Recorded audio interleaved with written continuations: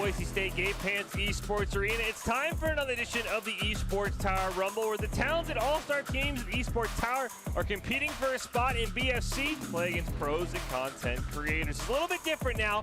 Last week we saw the Vipers become our first ever team to qualify, and now if you're familiar with our Valorant Rumbles, we'll be following a very similar format. Week 1, which will start this week, will be only group play games. This will determine the seeding for next week's bracket game. So it will now be a 2-week format here in our Rocket League Rumbles, very similar to the Valorant Rumbles if you've tuned in the past. If you haven't, you'll pick it up very, very quickly. I am Michael Fish Fisher, joined by Artie Nerdy Bird Rain to call all of the action. And Nerdy, as I talked about last week, we saw the Vipers become our first ever BFC Box Fight Championship qualifiers. They're now 7-time champions in this event, though the Barracudas became the first ever team to take them to a Game 5 in the Grand Finals. So I think that gap is starting to shrink, Nerdy, and we might see some teams challenge the Blue Vipers here tonight. So what you're telling me is no offense to you Blue Vipers, of course, as I've said time and time again, I may see the David and Goliath story finally happen here this evening and the Barracudas take down the Blue Vipers. In a sense, because remember, this is only the group stage week. Next week is for all the marbles. And in the past, we have seen the Blue Vipers lose a couple games in the group stage, kind of, just zombie walk their way through, but I think that gap is getting shorter and smaller. As we see here is the group play matchups. We will have 3 separate rounds. Everything is now a best of 5. Not only the finals, but everything tonight will be a best of 5. We'll go through all the rounds. By the end of the night, we will have the seeding for next week's bracket play. 8 teams here tonight: the Barracudas, the Lynx, the Blue Vipers, Green Wolves, Swerve, Red Mammoths, Yellow Mammoths, and Blue Wolves. Everybody returning from last week except for the Swerve. They are the new team. And there's a lot of new faces in the Esports Tower with that connection with the BFC Box Fight Championships. It's going to be a ton of fun here at Nerdy. And don't forget, before we jump into our first game, support your teams, celebrate their successes, be respectful of the other fans, and mods will remove anyone who violate chat. A little bit different of format as well. We will have 3 separate rounds we'll go through. We'll have a couple of highlights. We'll also have a couple of live games as well. So it's going to be a ton of fun. And we're going to see a lot of great teams. And I think you might see the Blue Vipers lose a game or two, Nerdy. We will have to see, though. My fingers are not crossed. I'm not making any predictions yet, but it'll be very interesting if we can see that happen. Well, speaking of the Blue Vipers, we're going to kick off with them. They're taking on the Blue Wolves. Both new rosters for this week. The Blue Wolves are Wolf, Clark, and Mischief. Brand new rosters for the Blue Vipers. HDR and Astro Drew's moved up from Division 2 and have been working very hard, as we see right now. The Blue Vipers, though, continuing to dominate. And they're going to end up winning this series, but a very, very crazy start here. And I think the Blue Vipers are going to be a team to watch out for, because HDR and Astro seeing a lot of improvements from week to week. I mean, when you have the opportunity to work with the team, that's all that makes the difference here. None of these guys are, seeing each other for the first time, and so every week is just going to be better. And we talked about this a lot. One other thing before we move on to the Green Wolves and Yellow Mammoths, Mischief actually just moved over from their Valorant program to play Rocket League. We had a couple of 2-sport athletes, if you will, in the Boise State Esports program, so it's cool to see that in the Esports Tower. But now it's time for our Group B matchup. Green Wolves, Yellow Mammoths. We saw both these teams in the last week Rumble and had a lot of strong performances with a full week of practice, which these teams are known to do. And there's a Rule 1 down in the corner. We just saw it there, and I got to love a Rule 1 no matter who's playing. Gotta respect it or it's bad luck, guys. But these Esports Tower teams, we talked about it a ton in the past with our other Rumbles in the old format. You give these teams a week of practice with these very, very talented Esports Tower coaches, these teams improve dramatically. And so we could see, who knows, the Green Wolves and Yellow Mammoths could easily be a favorite in a week or two in these events. Especially with the opportunity for rosters to get swapped up from time to time again, just to, change things up, get the powerhouses where they need to be. By next week, we could be seeing just top-tier gameplay from across the board. Yeah, and the Green Wolves, I've been told, according to the coaching staff, play a crazy amount of games. When your coaches say you play too much, that means you probably are playing a whole lot. And they're improving incredibly fast. You see they're going to win this series 3-0 in dominating fashion. And if your coaches say you play a lot, I can't even fathom how much these guys are playing Rocket League. I'm a little worried for their mental psyche, but as long as they're getting enough sleep, I can't really say too much. Well, we'll now hop into our first live game of the night. Our highlight match is going to come from those Barracudas that we have talked and seen a lot of in these Esports Tower Rumbles. Like we said, they were the first team to ever take the Vipers to a Game 5. Not the Blue Vipers, but the normal Vipers, who are 7-time champions. And they even had a chance to win the series. They were actually up 2-1. So I'm sure they're kicking themselves. They want to get revenge. They will be taking on the Red Mammoths. Barracudas in blue, Red Mammoths in orange. And I would fully expect the Barracudas to just come out and absolutely let everybody know that they did not, last week was not a fluke, and they're here to win. Well, we saw a demolition, so there's already blood in the water coming out from the Mammoths after the Barracudas just to maintain control of the ball from that kickoff. But even with the man down, the Barracudas will get that first goal. Yeah, and this is a bit of a different Barracudas team than maybe, you were used to seeing Nerdy Gone or, Yeezy. It's just Quez and Magic now is in, who is one of the best NA Xbox Rocket League players in the country, which is absolutely insane. And Spooky as well, who we've seen a ton of. And already Barracudas with an insane aerial goal and 2-0 in 24 seconds, yet they're ready to go. They want to win that championship next week. Well, this was the first kickoff we got to see that did not have a demolition coming out onto one of the players for the team of the Barracudas from the Mammoths. That's nice. We do see Sunky's over-rotating just a tiny bit there, trying to steal that ball away. Unfortunately, they did miss it, but Magic in the air, hitting it off that side wall. Unfortunately, it was not at the right angle for them to score, but it was still a beautiful play as Quez follows that one up, and it's going to go in. That's a great play by Quez. I mean, the whole team was there as well. You see 2 goals for Quez, Magic and Spooky helping out as well. Kickoff here. Another one without a demolition is Me on Switch, who just moved over from the Yellow Mammoths to the Red Mammoths, wins that one. Great shot from midfield. Is turned away by the crossbar. Spooky trying to set it up for a teammate. That one gets stolen away. Magic right underneath the ball. Pinched off a wall by the member of the Red Mammoths, looking for their first scoring opportunity. Sunky just misses off the crossbar. Now Spooky's got a chance here. He's just going to clear it down into the corner and maybe try and set up a play for a teammate. We have Me on Switch had to rotate all the way back and make sure that goal wasn't left wide open. There was a demolition taking place there at the midfield. Quez is going to come swooping in to shoot that ball back towards that net. It's completely open, dunks it down, and scores the number 4 goal for the side of the Barracudas. Hat trick already for Quez. He does that one himself. Absolutely insane. Like I said, this Barracudas team is clearly wanting revenge for last week as Quez is going to carry it into the corner, sets it up perfectly for a teammate. Sunky barely clears it away from Magic to disrupt that shot, but Magic looking for one more, doesn't have any boost, so he'll let Spooky set it up, but nobody's there. Quez does just barely keep it alive. It's Magic now on that corner, looking for a teammate to set up a play to. Maybe going to try and play it himself, actually, just a bit wide. Got Spooky coming in to maintain pressure here on the side, keeping the ball alive over here in front of the orange goal. Magic's now got 2 members of the Mammoths, double timing them to try and take this ball away. There's a shot on goal. It does get saved, however, by Sunky, but Magic is still following it up. Finally, Sunky finds that clear with the ball crossing that halfway mark. Oh, an opportunity here for the Red Mammoths. Sunky trying to dribble in front of net. Spooky turns that one away. Me on Switch barely can't get to that ball in time. Spooky intercepts the pass towards the mid as Magic retreating shot here from a member of the Red Mammoths. They're going to try and set up a teammate. Ball just wide though, and Quez actually turns that one away. Ricochets around off a couple of players. Sunky on the Fortnite bus, looking to make a play. Unfortunately, he's going to have to retreat. Spooky's hot on their tails with Magic coming flying in. Unfortunately, it's just too much ricochet on that ball for them to get full control of it. Magic's doing a little bit of booping here at the mid to take it away from the Fortnite bus, but unfortunately will not be enough. It's right in front of the goal, and as the demolition comes out, the Barracudas get possession again and take it across that midfield.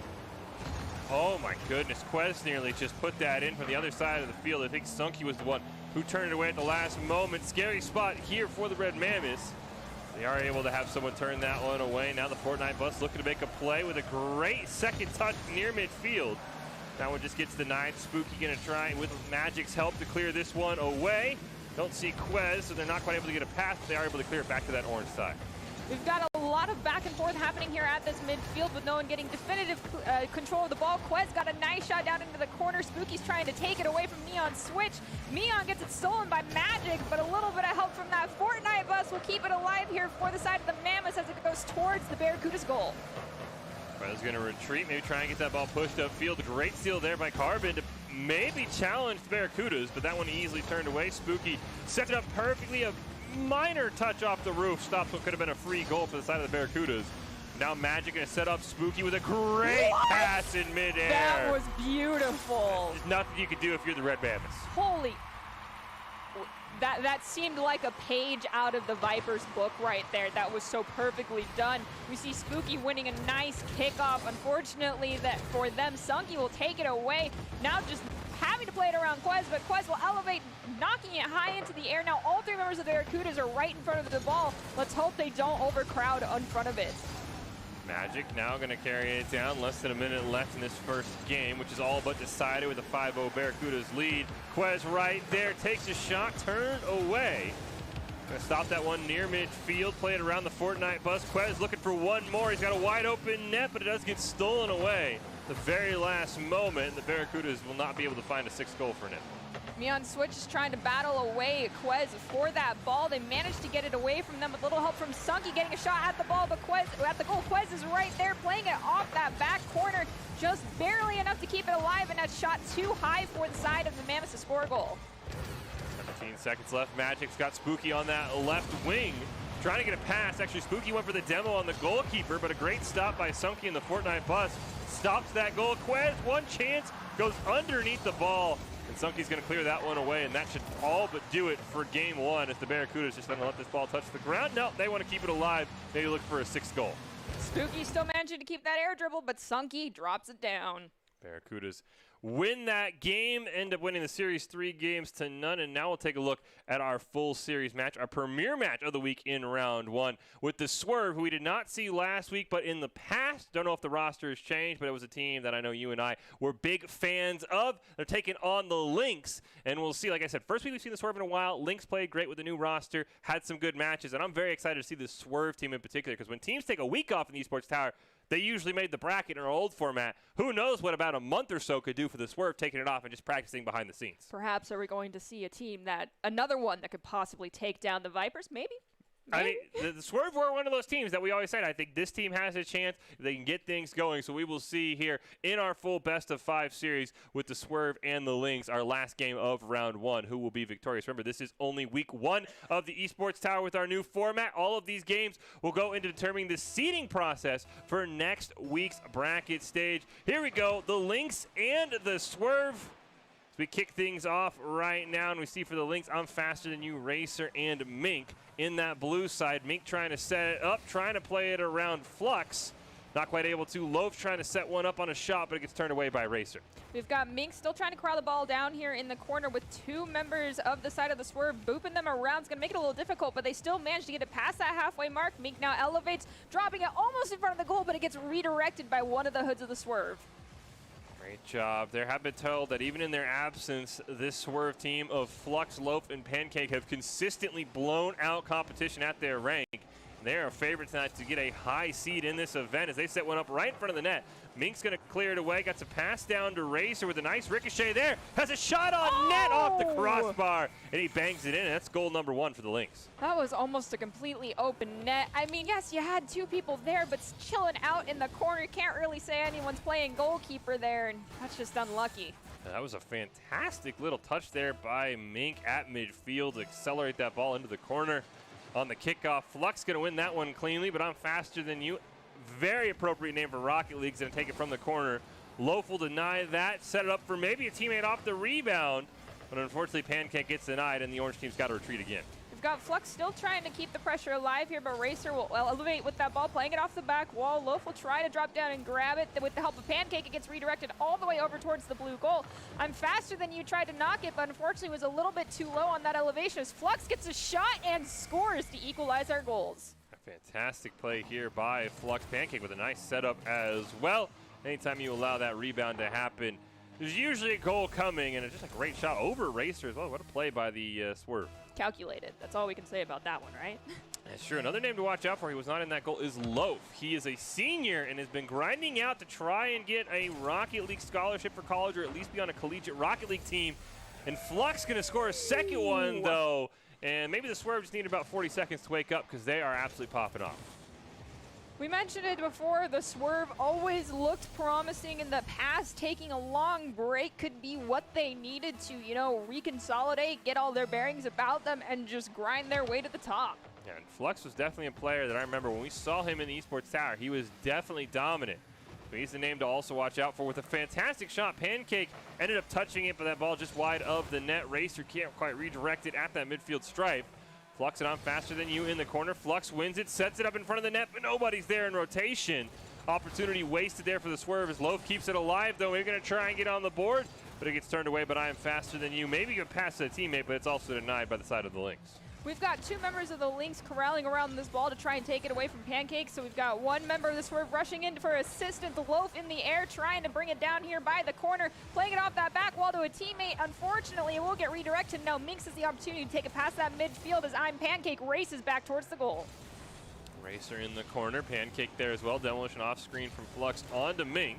Pancake gets it over one. Mink has respawned. He's going to challenge him. Great pass over to Loaf. They can't quite get there in time to put it on net, and they'll have to pass it back to a teammate waiting. It looks like Flux takes a shot, and it should be turned away, and it is. Loaf was right there, unfortunately missed it just a little bit, but thankfully with a little help from Flux, they're managing to keep the pressure alive here over on the side of the blue goal as we have, I believe that's Minx taking it up that side wall over into the corner. Pancake tried to redirect it by hitting off their hood, but barely missed it as we have I'm faster than you missing it in that elevation.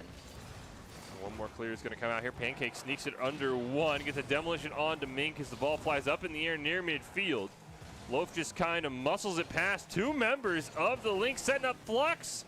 Flux goes right over the ball. Pancake's one chance, hits off the crossbar. Flux pops it up in the air, but it's going in the wrong direction. Now we've got Mink with just Pancake there trying to battle each other out for the ball. I'm faster than you elevates, knocking it down right onto Flux's hood. Unfortunately for them, Minx comes rushing in, redirecting it towards that orange goal. It's still here at the midfield, and now I'm faster than you has possession in the air if no one hits them. Ooh, trying to get the pass over to Mink. Ended up, I think I'm faster than you blocked that ball as Flux gets a savior. Loaf now chasing in that corner, going to clear it away, pop it off the ceiling. And Pancake's going to clear it all the way down. He's got Loaf near midfield if he can set him up. Loaf gets taken out of the play, though. Flux, not the right angle, and unfortunately Swerve with a lot of opportunities, but no good shots. Bounces off that back wall right over to Pancake, who's elevated to try and waterfall down in front of the goal, but Minx elevates to knock it towards that side wall. Flux there for the follow-up. It gets knocked away and saved by Racer right in front of that blue goal as Loaf tries to play it off that side wall. Loaf trying to get one around Racer, not quite able to. Pancake can't play it off the wall, but there's Flux, the offensive hero right now for the Swerve. Trying to set up a play. Loaf tries to pop it up in the air. Pancake coming in. Not a strong enough shot. They wanted the back pass, and Flux is just going to have to retreat to corral this one. There was an unfortunate double commit there by two members of the Lynx team. They collided in front of the ball, allowing for the side of the Swerve to maintain a lot of possession here as I'm faster than you, knocks it down, but still has Pancake hot on their tires. Pancake will elevate and unfortunately lose their dribble to Mink as Pancake takes out Racer in a just flurry of speed there at the midfield. So great hit by Flux. Loaf ties up a member of the Lynx. Demolition from Racer onto Flux to shut down that possession. 18 seconds left, looking for the game-tying goal. Loaf's going to steal it away, tries to hit it upper right post, not quite able to though. And now the ball gets cleared. Flux has got to be careful. 10 seconds left. Can the Lynx tie this one up? Great clear towards midfield. One last chance in the final 5 seconds. I'm faster than you, trying to rattle it around the corner, but I think Mink hit that ball in the wrong direction, and this game looks like it's going to end. Mink, one chance, but it's turned away by Flux. If that ball hits the ground, and it does, that will result in the side of the Swerve getting that first game victory. Fantastic play by the Swerve, but a very close series overall. The Lynx giving them a lot of challenge, and I think if the Lynx are able to shut down Flux, which they kind of did, this might be a different series because Flux had a majority of the shots. He had both goals. So it's going to be on Pancake and Loaf, who did a great job setting him up to maybe get some of that offensive pressure for themselves. There was a lot of demolitions being utilized by the Swerve, but not so much by the Lynx in that last one. But towards the end, they started not so much going for the demos, but just really trying to boop around Flux to make sure they couldn't get an easy possession on the ball. If they keep that up, they'll probably be able to equalize this next game pretty easily. Yeah, and one thing that is very impressive for those Lynx teams, they actually are made up mostly of subs this week, but they have scrimmed and practiced throughout the week for this event. So anytime your sub team can come in, because, you know, real life does happen, and give a team like the Swerve, who are looking like maybe a top 2, top 3 team, a run for their money, at least in game 1, that is a good sign. But this is a best of 5. As I said, all these group games will be a best of 5 going forward. So there is a lot more fatigue on the line. Usually only teams that were used to playing in best of 5s would be teams like the Vipers, teams like, the Barracudas, who played in those grand finals. So I don't know how often these players are used to best of 5. So if we get to a game 3, a game 4, be curious to see if we see maybe some more sloppy play as these players get more mentally tired. We already did see some unfortunate double commits coming out from both sides already, and that was just game 1, so they have to clean those up. They only had 1 minute to discuss it, so let's see if they actually manage to utilize that time to the best of their ability as Loaf takes that kickoff, but I'm faster than you, takes it away from them, tossing it between the wall and Mink to try and bring it past that midfield stripe. Ooh, nice stop by Pancake. Flux comes charging in to at least clear that ball over to the blue side. Racer with a great double tap off the wall. All the way down in the corner. Loaf is waiting. Great clear away, but Mink's going to take a shot high right above the net. No follow-up on the rebound, though, for this Lynx team. And it looks like Racer's going to try one more shot. Great stop by Loaf right in front of the net, and Pancake assists him with a nice little clear. Ooh, can't quite get it out of the orange side, though. I'm faster than you came flying in to knock it off that back wall. Now Racer comes in to help them out to try and keep this battle alive, but Flux will take it past that midfield mark as both them and Pancake are racing towards that blue goal. I'm faster than you, colliding with Flux to prevent that ball from even getting a nice shot, and they turn it around to allow Minx to find that first goal. That's a great kind of pinch play there by I'm faster than you, and Mink just bullies through Loaf to put that one in, and I will say that was a lot of Link side control in that first minute. They keep doing that. They have a great way to at least win a game here. As we go into the next kickoff, we see Pancake win that one very cleanly. Now Mink is trying to just corral the ball away from them. Flux is there for the follow-up. Racer swooping in, managing to clear it all the way to the midfield mark. Now it just has to beat Loaf in front of the goal, but Loaf will ultimately be the one to get the touch on the ball and take it away. Passes over to Pancake, who takes his shot. Racer barely gets a front wheel on it to at least change the flight path. Mink gonna get it past Flux. Pancake in the air, trying to keep it on that blue side. He's gonna be able to do just that. I'm faster than you, hits it over to the corner. Pancake with the center, Loaf is there. Not the angle he wanted as the ball will go behind him. Flux trying to keep it alive, but he lands on the wall awkwardly, loses all of his forward momentum. I'm faster than you, tries to shut it down. Loaf, one more chance, gonna hit it over in the corner. Can he make a play off the rebound? Oh, nice little pump up in the air to set up Pancake. That was beautiful. Fantastic awareness by a Loaf to realize, you know what, I don't have the angle, but I can pop that one up in the air for a teammate.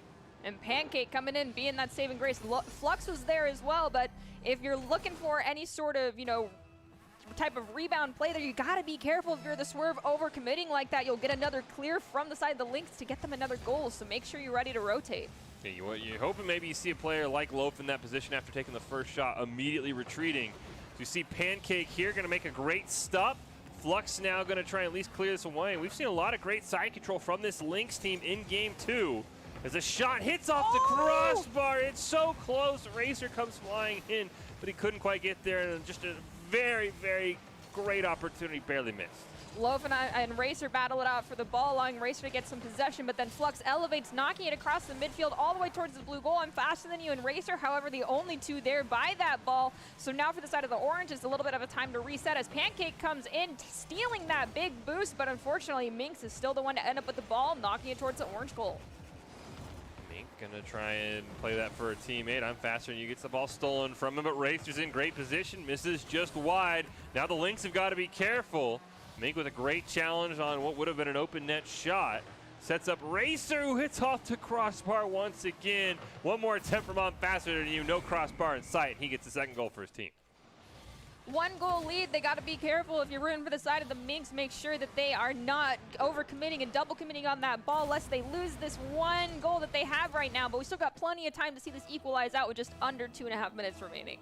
A much quieter game from Flux in Game 2. Might want to see him step up as right off the kickoff, Mink nearly snuck that one in. Gonna try and set up a teammate, but Flux steals it away. Mink immediately retreating. Fantastic play to recover at midfield. I'm faster than you, just bumping Pancake out of the way. Mink setting up a teammate, but Flux gonna pinch that one all the way over to the other side of the map. Racer just keeps it away from his own goal as Loaf charging in, centers it up, but nobody's there for the side of the Swerve. Pancake comes in, gets a touch on it, but it's not enough to redirect it in the direction they need. As now we've got Flux trying to take it all the way from their own net across to the midfield. Racer steals that ball away, has the opportunity to get a shot on goal, takes out Loaf in return as multiple members of the Swerve try to steal this ball away, but no one has managed to do just that. They're just moving a little bit too fast to take it away as the pace of the game is really being controlled right now by the Lynx. Oh, Flux has a great chance here. Oh, actually, Loaf ended up bailing, but Pancake, what a fake out there! Absolutely outplayed the poor man. I don't know who was it. I'm faster than you. I'm sorry, you just got put on blast. What a play for Pancake. That was some big brain, high IQ play right there, Pancake. That's highlight demo real quality stuff. Absolutely insane. We've seen a couple players in the Esports Tower do that, but that was maybe the best one we've seen, especially to tie a game up with just under 90 seconds left. Pancake looking for the hat trick as well, just barely misses the ball. That's unfortunate. Pancake, you'll get another shot as we have Loaf get thrown to the side of the field as well as the ball as Flux comes in to try and take it away. Racer will be the one to knock it towards the midfield. Pancake's there to keep the push alive here over in front of the blue goal, but Racer's just trying to knock the ball away from any member of the Swerve who gets anywhere near that ball. Flux trying to put it in the net himself. Pancake recovers it near midfield, passes it over to Loaf, who goes across the field. Now he's got Flux in the middle. Flux sets it up at a huge save by Mink. 35 seconds left. Pancake maybe trying to look to make a stop. Mink with a cross-map shot, turned away though by Flux, and both teams being careful. They do not want to allow a cross-map game winner. Got Pancake getting a nice clear all the way over to Flux at the midfield, but Racer comes in, reading it perfectly on the ground to shoot it back towards the orange goal. Loaf gets a nice clear over into the corner. I'm faster than you, tries to boot them out of the way, but Loaf, the triple threat, gets the save, the shot, and the rebound for their own goal right there. Nicely done. You talked about those double commits for these teams, and I'm faster than you and Racer ended up both missing on the ball and colliding and taking each other out of the play with 3 seconds left. The Lynx going to try and score that. There's actually 13 seconds left, a little bit of a clock error on our end, and better chance for the Lynx, but still that ball's going the wrong way as there's 7 seconds left. We have Loaf now trying to read where the ball's going to go from Mink. They managed to steal it away. Racer comes in. Now it's just 1 second on the clock. The ball touches the ground. The round is over. And with that, Orange will win out the second game for the Swerve. Yeah, put themselves here on match point, but an incredibly close game for the Lynx. A game that the Lynx dominated, I'd say, for the first three and a half minutes. And I think this Lynx team, if they're able to just kind of correct some of these double commits, especially that one we saw on that game-winning goal from Loaf, they put themselves in a great spot. I mean, Pancake's goal was absolutely insane. That's a play that you'll rarely ever see from anybody, just the ability to know, I just have to fake out the shot and then make the play. But I think the Lynx are very, very close to winning a game and making this a very competitive series. I mean, when you think back to some of our older broadcasts, and we had Doc's keys of the game, one of them is side control. And if you're looking at just the pure time that the Lynx had control of the ball on the opposite side of the map, they were hitting that key to a T, so to speak. So if they can keep that up and just clean up those double commits, we could definitely see them bring this one back because it is a best of 5. Let's just hope no one gets too gassed. It would take a reverse sweep for the Lynx. The Swerve looking to win this one 3-0, but every game has only been decided by 1 goal as Pancake takes a shot. Racer and I'm faster than you commit for the save, and Pancake makes them pay. He goes coast to coast for his own goal. Absolutely insane. Honestly, that's incredible. They read the rebound perfectly as well. Despite all 3 members being within just a short distance of that goal, it still manages to find the sweet spot. Yeah, and that's an absolutely just insane spatial awareness play by Pancake to take the shot and immediately look, okay, where's the rebound going? How can I make a play? Pancake has shown up in a great way in this series for the Swerve. As I'm faster than you, passes it over to Mink, gets it down into that corner. There's Pancake ready to maybe deny that one. Hits it at a very poor angle, but Loaf's able to bail him out. Never want to hit that ball towards your own goal. It's very risky. This Mink, a great pass from I'm faster than you. We did see a demolition from Loaf off screen there, trying to equalize the numbers on the field in front of the goal, but you know, sometimes it's just not worth the demo, my friend. And then we talked about Doc's keys. Rotate to the back post. That's a great job by Mink, kind of pressing that one right on the front post. Sometimes you don't expect that, especially as you're looking for that maybe cross-map shot, as we see Loaf here trying to set one up, but Mink denies it, and Mink and Pancake have both been spectacular. That shot barely missed going in. We've got Racer trying to come in, but the ball gets pinched off with some help from Pancake. Now we've got Loaf and Pancake rotating forward. Sorry, Loaf and Flux rotating forward towards that orange goal, trying to take this ball away from Mink right now as Flux now got to battle out on faster than you for that ball. Racer's going to try and knock it away, but almost gets a shot on goal as Loaf manages to swoop in and save it. Faster than you, keeping that ball in the corner. Flux tries to clear it away. It's denied. Now Pancake has an opportunity, but Racer will just power through him and take a shot on net, looking for the rebound.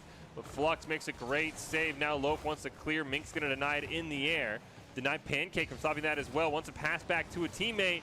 Racer's there, but just a little bit too late, and that ball goes above the net. Got Loaf playing it off that sidewall and Fast and You elevating to take it away from Pancake before it reaches those tires, and it drops right in front of the goal to find their second goal that round. Nicely done for the Lynx. Yeah, that's something the Lynx have been starting to do is they take these cross-map shots and they're forcing the goalie of the Swerve to make a mid-air save. And that time that ball just goes over the head of Flux, and once again we find ourselves about halfway through this game, just over 3 minutes left, and the Lynx have the lead. A great shot just wide of the net. I'm Faster Than You denies it. It's a great ricochet off the hood of Pancake, but Loaf is there to stop that ball, and maybe they can look for a clear because it's been all Lynx side control so far in Game 3. I'm Faster Than You's already rotated back and read that clear perfectly. We had Racer come in as well, try to take a shot, but it was calculated out by Flux. They managed to steal that ball. Loaf now coming in, tossing it over towards Flux in the corner, but I'm Faster Than You will beat them out to that ball. And now Loaf comes flying in, dropping it down right in front of the goal, but Minx will find that save. Oh, great give and go from Mink to I'm Faster Than You, and then right back. Mink gets the demo on Flux as well as they reset for the blue side. A great shot. Racer just barely misses. I think it hit off the crossbar, and that made it bounce right in front of the net. Mink gets taken out of play. Loaf sees his opportunity, hits it all the way down to that blue corner. Tried to demo Racer, but a nice Olay there to dodge that. Pancake gets a shot on goal. It's saved by Mink and redirected all the way across that midfield stripe. Pancake will decide to take themselves out of that play in order to reposition, get a better look at where the ball is going. Flux is trying to battle Racer out for the ball. They managed to do just that, but I'm Faster Than You will take it away, sending it right back to Racer. Pancake now going to try and carry this one up. He's got Loaf right behind him. Loaf looking to make a play. Yes! Oh, what a save from Mink. I don't even know if he knew the ball was there. Absolutely insane, and the Lynx stay in the lead. Poor Flux is now getting thrown around by I'm Faster Than You. Loaf and Pancake tag team that ball to take it away from them. Unfortunately for them, Mink will find it, sending it all the way back towards the orange goal. It's right there, but it does get saved by Pancake yet again as Mink gets a cross-map redirect, and unfortunately, I'm Faster Than You just barely miss it, allowing Loaf to bring it down to the corner. Racer gonna keep that one in the corner. Mink does get demoed, but the ball's still slowly rolling to midfield. Pancake pass over to Loaf, intercepted. Read that one perfectly from a member of the Lynx, but you see their boost levels very, very low. Finally, I'm Faster Than You gets a full one in the corner to restock. As now we see Flux gonna try and carry it down. Only 1:18 left in this game. They're looking for a game tie. Great shot from Loaf there, trying to set himself up for another one that's turned away. Can Pancake be the hero? No, as I'm Faster Than You and Mink both come out of the goal to make that save. Loaf reads that one perfectly as it hits the ground, getting a shot on goal. It does get saved by Racer, and I'm Faster Than You is there for the follow-up to get it knocked away, but it's still over here in front of the blue goal. Flux will elevate, unfortunately barely missing it. Pancake playing it off that wall and allowing I'm Faster Than You get possession. Pancake now slowing down just a tiny bit. Now has to beat I'm Faster Than You in front of the goal, but I'm Faster Than You maintains possession of that ball. Pancake and Flux both in that corner. Time is of the essence for the Swerve if they want to get a chance for overtime and a clean sweep. As Loaf's just going to blast it down. Nobody's there. Pancake's going to have an opportunity to tie this one up. And he does. The Lynx just a tad too aggressive, and with 30 seconds left, Loaf and Pancake have tied this game. We might see a kickoff goal here to see one team find that extra goal. They need to come out on top, but everyone needs to be careful of those double commits at both sides. We see it happening. Make sure you don't leave that goal open, you lovely ladies and gentlemen. Loaf now going to try and carry this one down. It's the hero last game with the game winner. Can he do it again? No. Mink's going to turn this one away. 15 seconds till overtime. Flux with a pass toward Pancake. It's intercepted. They've got to be careful. Loaf barely able to make a save. Pancake kind of fakes out I'm Faster Than You, stops the shot, and it looks like the Swerve might just be playing for overtime here as this ball hasn't left the orange side. Got Minx elevating that ball, however, maintaining it, keeping it alive, but it will hit the ground. Overtime, I feel like, is more anxiety-inducing than the last 10 seconds of any match because we are now in golden goal territory.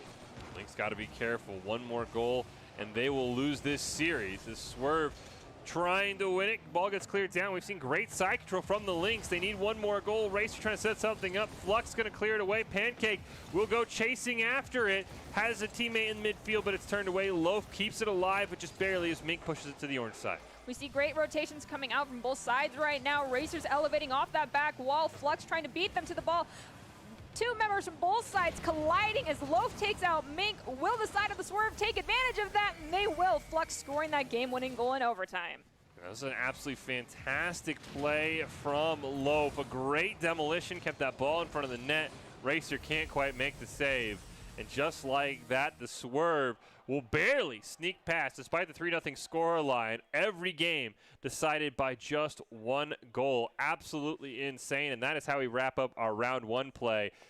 Insane play in Nerdy, and you can see that going at it alone can only get you so far. If you want to increase your chance of success, that last goal was a perfect example of leveling up your teaming skills. Loaf gets the demo, sets up Flux for the game winner. This Swerve team, we haven't seen in about a month or so, but they are definitely improved. I can't wait to see how they do the rest of the night. The Esports Tower really takes time to create teams of well-matched teammates. Give a shout out to Coach Jake. If those of you are watching haven't checked out Esports Tower clubs, you should. It is the fast track to rank up. As you see here, this is how the round one games went. Barracudas, Green Wolves, Swerve, and Blue Viper all picking up wins. Round two's coming up next. We're going to see more of these talented teams, and I cannot wait mainly to see the Lynx again take on the Barracuda, because I think even though they lost, this team is very improved and gave the Swerve everything they could handle. The side control from the Link was just incredible. Honestly, for the Barracudas, we know that they are a top-notch team from the Esports Tower, but I feel like if the Link can maintain that much side control and just clean up those double commits, we might actually see this game get drawn out to a 5-game series. Yeah, it's going to be a ton of fun to see. As a reminder, we've changed formats, only group play games this week. Everything's a best of 5. We take a look at some highlights, we take a look at a game, then we take a look at a full series. But that's going to do it for round one. We're going to take a quick break. We'll be back with our round two games. Who's getting closer to that number one seed? Find out after this break.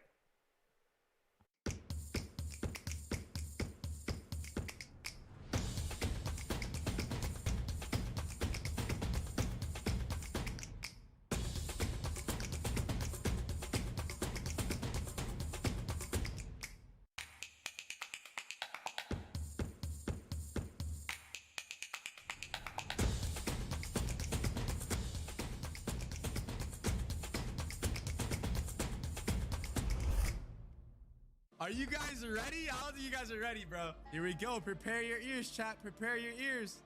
Here we go.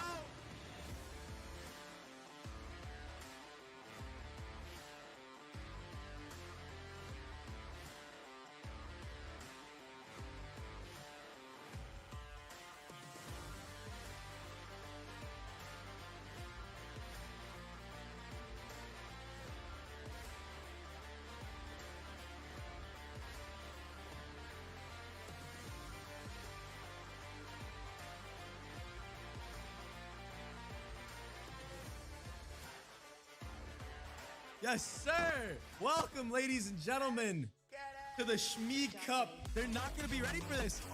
Oh! Oh! Nitro with 2, 3.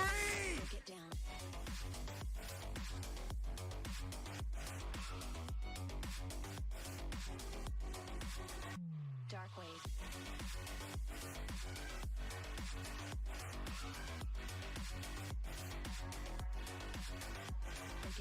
Well, you got the ace.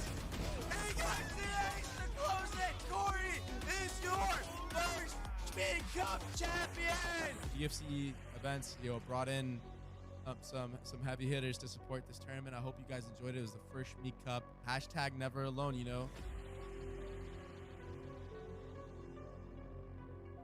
Hello, I'm Rajneesh Khanna from iCultivewear and Chopra Foundation. Mental health has been brought up a lot recently and proven to be at the forefront of our conversations. As we begin to understand how comprehensive it is, we should open up a conversation that mental health is not one size fits all.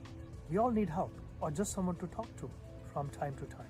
Mental health is a very serious thing, so I'm glad that we were able to run this tournament and showcase and just show that and help support that cause, for mental health. So thank you guys so much.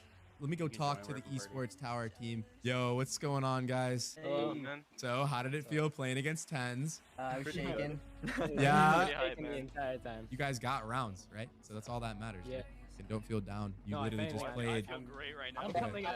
Yeah, you guys literally played against one of the most stacked teams, I think, of this tournament. All the people that are watching too, like, you guys can do this as well. You guys can earn your chance. Go look up Esports Tower, and they're doing good things over there.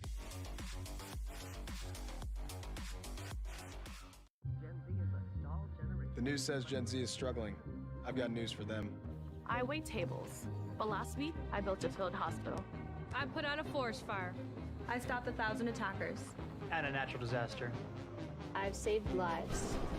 And led a team on patrol. I serve. Well, I go to school full-time. While I work full-time. The greater the challenge, the stronger we become.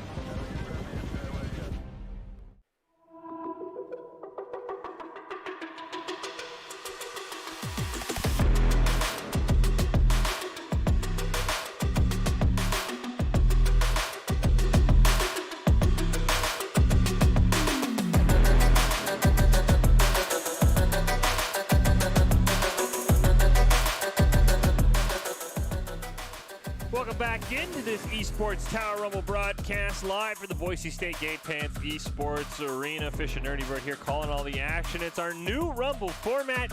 First week is all group stage. Second week is all bracket play to see who will qualify for BFC. We just got done with round one. We saw a couple of great games. So far, the Barracudas have looked incredibly dominant. As you see there, Barracudas, Swerve, Green Wolves, and Blue Vipers all picking up wins in round one.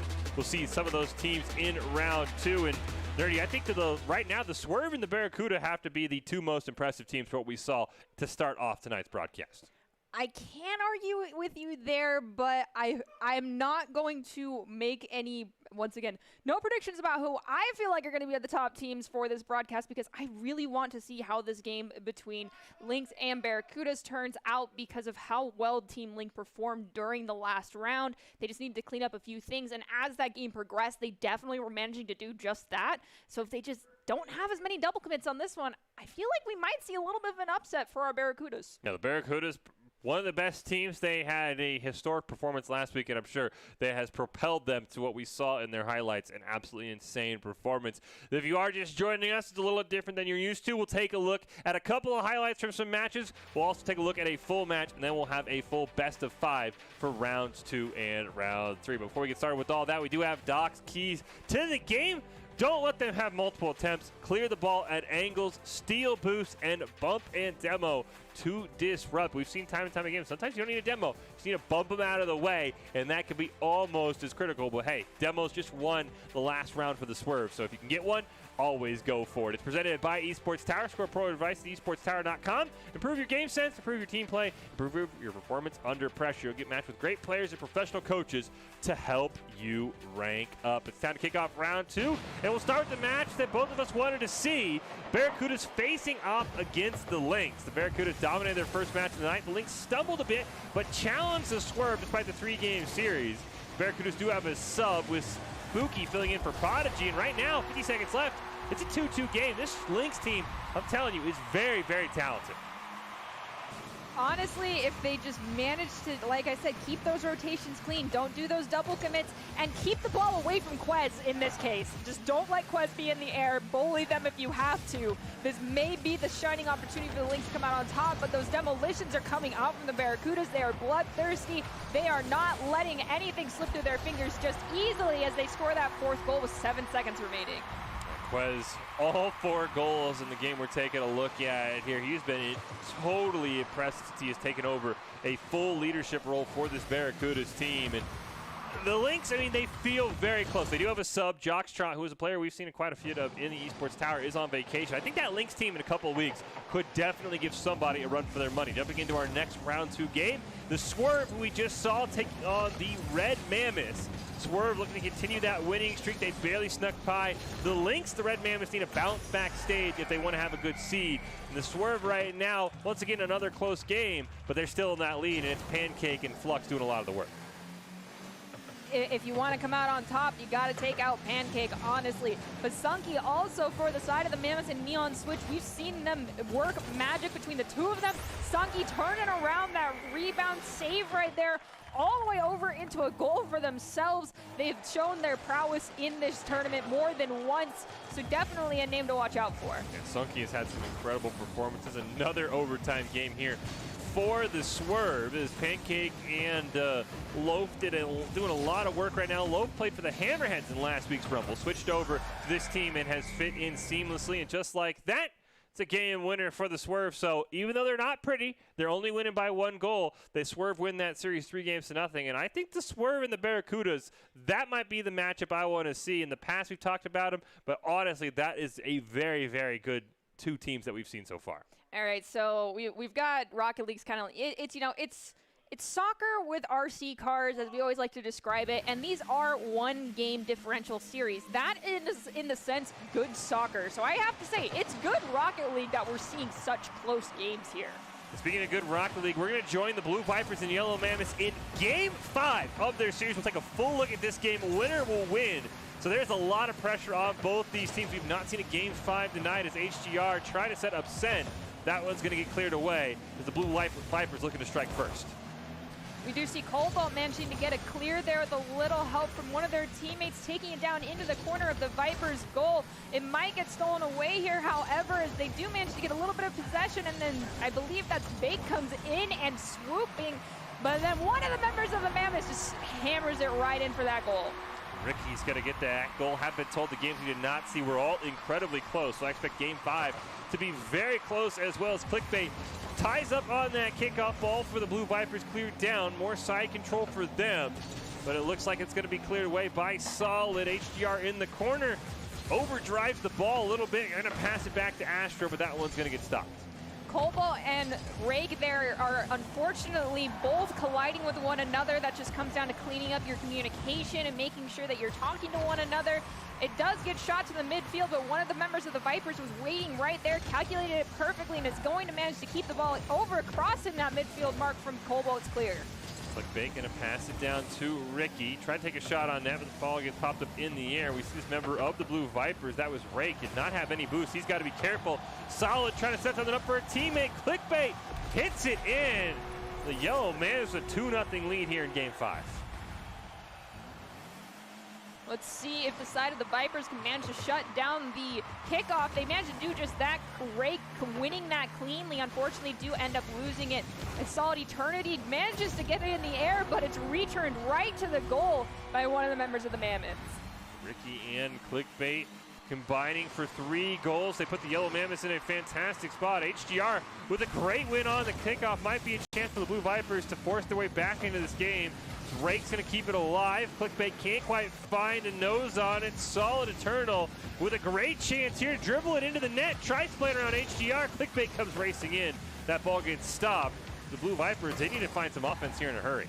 HGR comes swooping in with some help from Rake. They'll clear it all the way to that midfield stripe. We've got one of the members of the Mammoths elevating, but they can't redirect it all the way back towards the other goal. It's still in front of their own net right now. We've got a member of the Vipers trying to play it off that side wall to themselves. Clickbait comes in, will allow Rake to take the ball instead, as it's still here in front of the orange goal.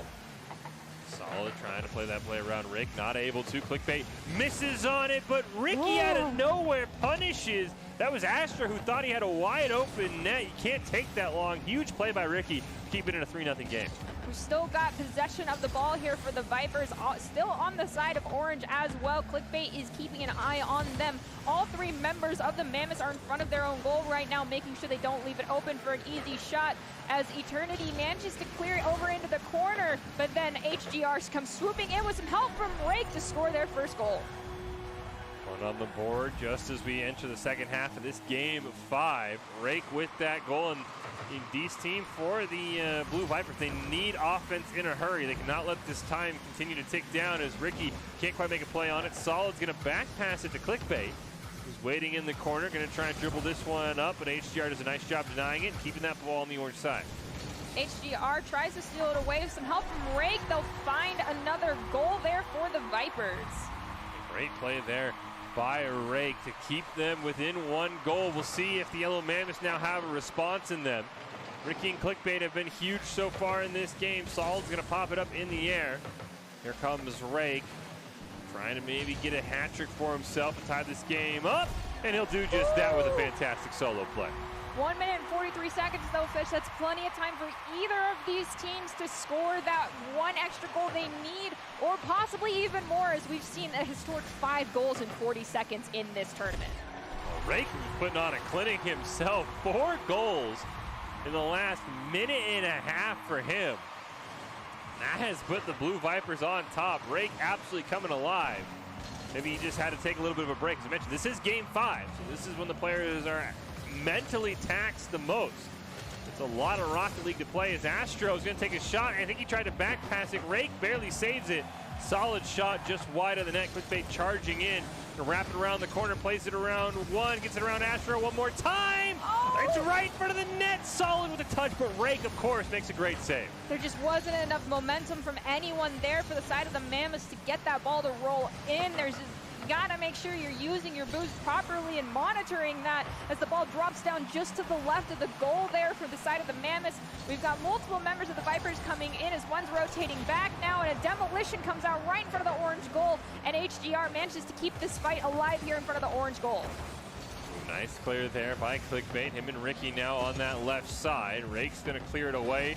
Gets a bad touch off the wall, though. Clickbait gets a shot, turned away by Astro, though, and Astro now is able to get a clear near midfield. Solid keeps it alive. Here's Clickbait. Ricky racing towards the net, looking for maybe a bumper demo, not able to find it. Solid shot tied up. It's right there.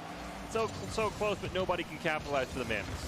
Got 23 seconds left on the clock. The Mammoths are looking for that one extra goal to equalize this out and bring us into overtime. The Vipers, however, seem like they're just trying to score another one to secure that lead that they already have as we hit that 10-second mark.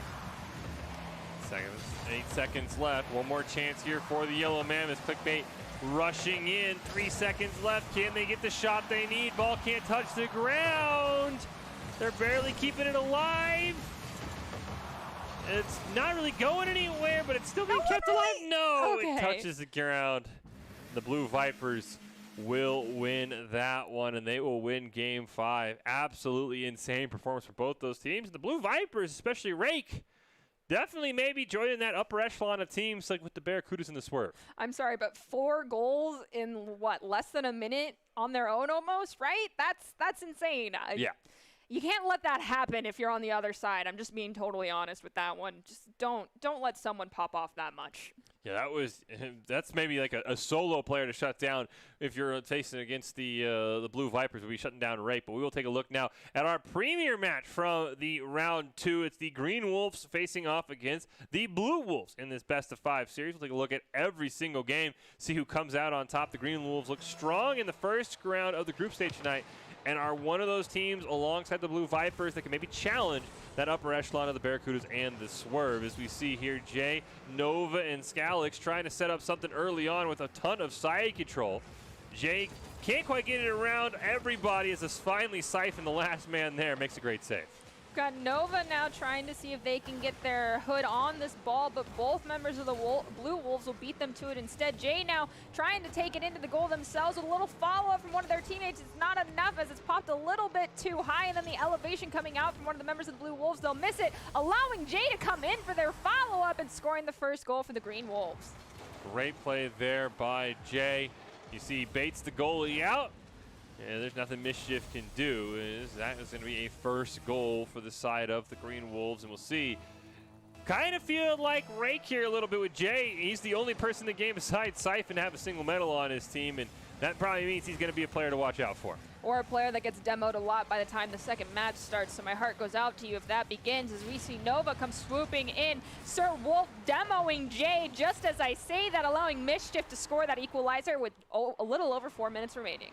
They get the revenge demo. They also get a demo that opens up the net for Mischief. We talked about one of the players who started on the Valorant side of the esports tower and is now transitioned over to the Rocket League portion. He comes up huge there to tie this game up.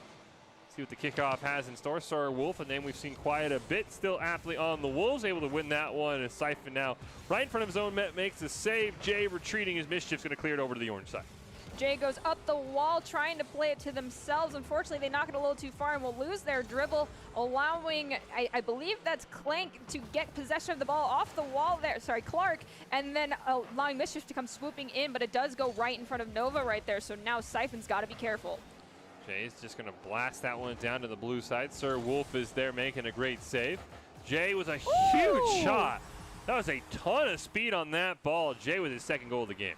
The angle on that was just spectacular as well. Holy cow, Jay.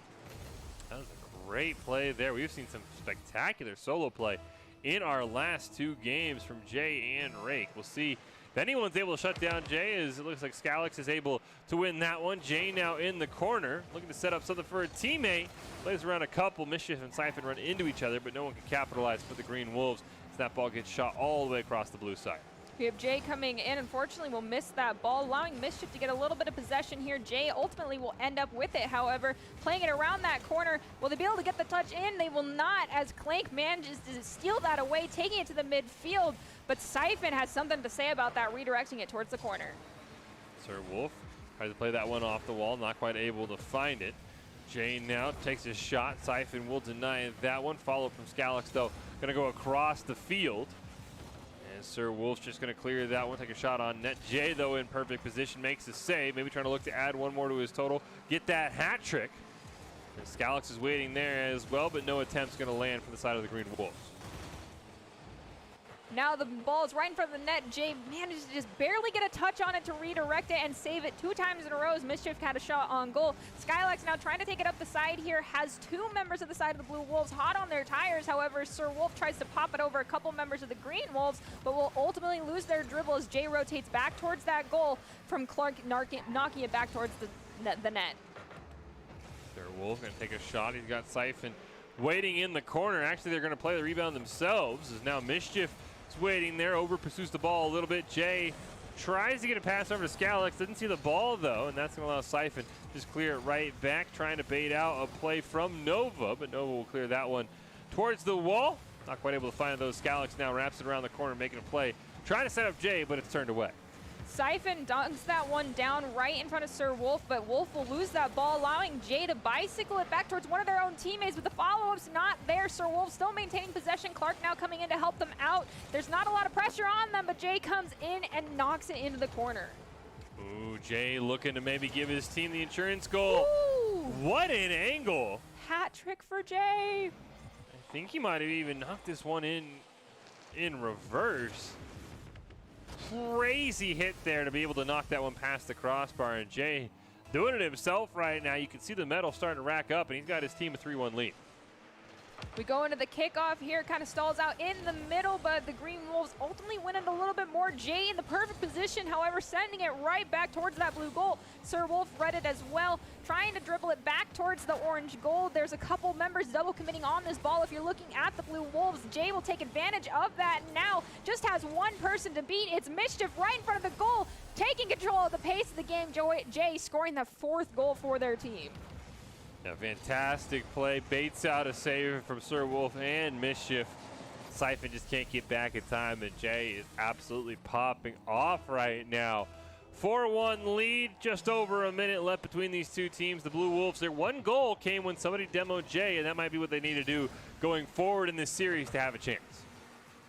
Is cute and is rotating towards the blue goal. Unfortunately, no one's there to really get possession for their team. Multiple members backing off of it now. Jay gets possession, but Is Cute's going to come running in, playing it off that side wall, and then Mischief comes swooping in to steal the ball away from them. But Jay is still there, getting another touch on it, sending it over towards the midfield, but Clank is there to take it towards the corner.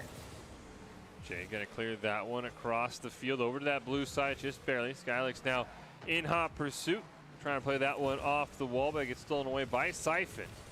Jay now is going to take a shot from midfield. What? Goal number 5.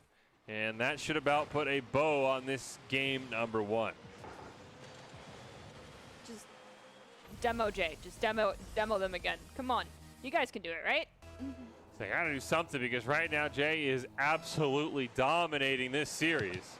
Ooh, but Mischief wins that kickoff nicely, and Sir Wolf's there for the follow-up, but unfortunately they just don't have enough boost to get possession of that ball. Mischief's there for the follow-up, but Jay gets the save from that shot and is already taking it across the midfield stripe yet again. Now we've got a double commit. Thankfully, Sir Wolf will steal that ball away, popping it up over Nova right there, but Jay reading it once again. It's already back in front of the blue goal. And Jay, 1 second left to take a shot and just bail out. Ball just has to stay off the ground, but this game 1 is basically decided. It'll be a 5-1 win for the Green Wolves, and now the Blue Wolves are going to have to regroup here and figure out exactly what they need to do to try and shut down Jay in particular, because he was everywhere in that game number 1. I said it once, and it happened shortly thereafter. but I feel like you may just need a Rule 1 J. Yeah, that might be the. Yeah. I mean, with a player that talented, it might be hard to trap him into one. But yeah, that might be the biggest strategy. If you can sneak him into a Rule 1, maybe, I think that might be how you do it. Because right now, anything Jay wanted to do with that ball, he basically did in Game 1. You can't let him do that. Honestly, you can't let any player literally just have free reign over the entire field, which is what it felt like. Starve, boost away from Jay. Do what you need to do. Take them out of the game. Make their life miserable. Pull Ariana and just, go for the demos. Yeah, I mean, we saw the one demo from Sir Wolf, got it on the J, and that was the lone goal that the Blue Wolves did score here. So maybe there is some, success to that recipe, and I would assume Jay has to believe that they're going to come for him, maybe even harder than they did in Game 1, because I think you're right, Nerdy. If they don't demo him, if they don't maybe try and lock him into Rule 1, boost starve him, at least do something to disrupt him, Jay's just going to have free reign over this game, and he's just going to take Nova and Scalix along for the ride. So I think a lot of eyes are going to be on how the Blue Wolves handle Jay after that Game 1 performance.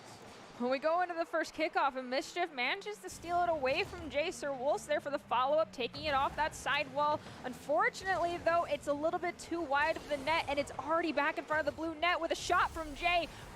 And not even 30 seconds have elapsed, and the Green Wolves got their first goal.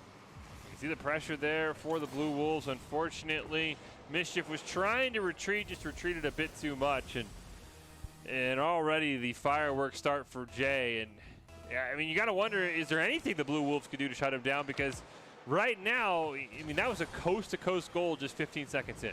Mischief is doing a fantastic job winning these kickoffs, even when Jay is involved. So I feel like if you just facilitate Mischief and Sir Wolf, between the two of them, they should be able to help equalize Jay's level of skill here. As we got Sir Wolf dunking it down in front of the orange net, but Jay gets the save, and now is aerial dribbling all the way down towards that blue goal. Thankfully, none of their team's there to follow it up, allowing for it to get turned around just for a little bit. Now Jay takes another shot on net, this time turned away by Sir Wolf. We've seen some great chances early in this game for the Blue Wolves. Ball in front of their net, they're finally able to clear it away. Now Mischief trying to play it around Jay, able to pop it up in the air. Jay retreating. Does stop it in that corner, but Mischief reads it perfectly. Mischief done a great job answering Jay, and he sets up Siphon for the game-tying goal. There we go. I don't know what the secret recipe to that one was, but sometimes it just ends up being like that. Way to be in position for the follow-up there, Clark, and not let Jay take the ball away. Yeah, Mischief doing a great job. We'll see if Mischief can continue to mirror Jay's play as Siphon and Scalix collide on the kickoff. Ball goes back to that orange side where Jay will clear it around. Mischief tries to pass it to Nova, ends up taking it himself. Ball pops up in the air right in front of the net, but Siphon's able to clear that one away. Sir Wolf barely beats Nova to the ball, and that one's just going to go wide of the net, but a great chance for the Blue Wolves. Jay coming off that back wall, getting it past that center field stripe. Mischief comes in, takes out Is Cute with enough boost in their tank on that one. Siphon trying to get possession of the balls. It's right in front of their net right now. Always a scary situation. It does get thrown away. However, Jay did not get that goal they wanted. Now they're still maintaining some level of possession, but getting thrown around a lot by the members of the Blue Wolves. Alex and Nova trying to keep that ball away from their own net as Sir Wolf comes charging in. Siphon hits the shot. Nice denial of the rebound there by Jay. And now Jay's sitting near that midfield line. He's just going to power that ball in to give the Green Wolves the lead. Jay carried that one in. Oh, that's always so hard to watch happen. Just fantastic ball control there from Jay. And really nothing you can do if you're the Blue Wolves. If you have that much boost, that's just going so fast you can't recover in time. Uh-oh. Oh, no. Ooh, nice save there by Mischief. That was nearly a scary moment, but Mischief made a great read, staying in line of that ball until he cleared away. Jay gets a shot on goal. It's a little bit too far to the left. The follow-up there from Is Cute's not quite enough to get it in, but Nova's help will allow it to roll into the net. That took all three members of the side of the Green Wolves to get that one in, but nonetheless, that's some great teamwork.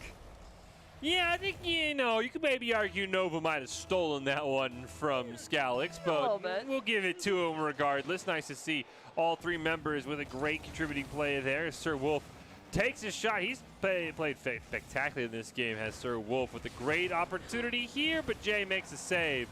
Sir Wolf setting up pressure for his team. They just need somebody else to help him convert. We've got Mischief playing it off that sidewall, but it gets stolen away by Jay and Is Cute. Jay rotates back. Sir Wolf trying to get possession. Unfortunately, will miss it. Mischief elevating now to get possession of the ball as it drops right by them from Jay's save on the goal. Cross map for the Green Wolves. Jay has had some spectacular goals today. Mischief trying all that he can.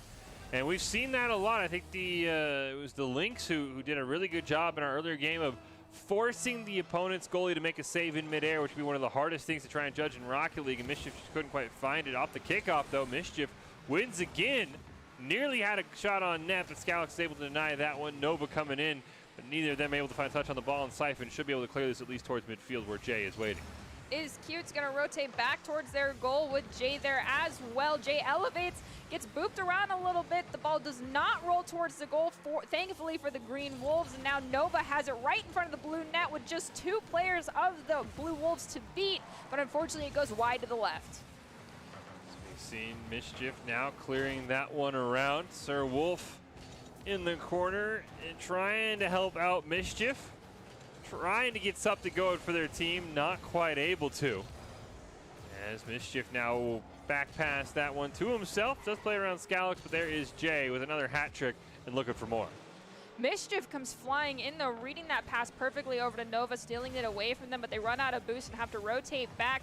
Clark now is looking to see if they can steal his ball away from Jay off the wall. They read it perfectly to do just that, but now it's in front of their own goal. That's always a risky situation to be in. And now Jay is rotating back towards the goal as we see Is Cute get a shot in. Ooh, just off the crossbar. Nova comes in, just hits that ball a bit too hard. Jay with a chance to finish it, but looks like he'll let Skylix give an opportunity. They end up colliding. Jay does recover, though, get a touch on it over to Nova, who passes it to Jay, but a nice steal there from Sir Wolf, and that ball's going to roll all the way down to the orange net.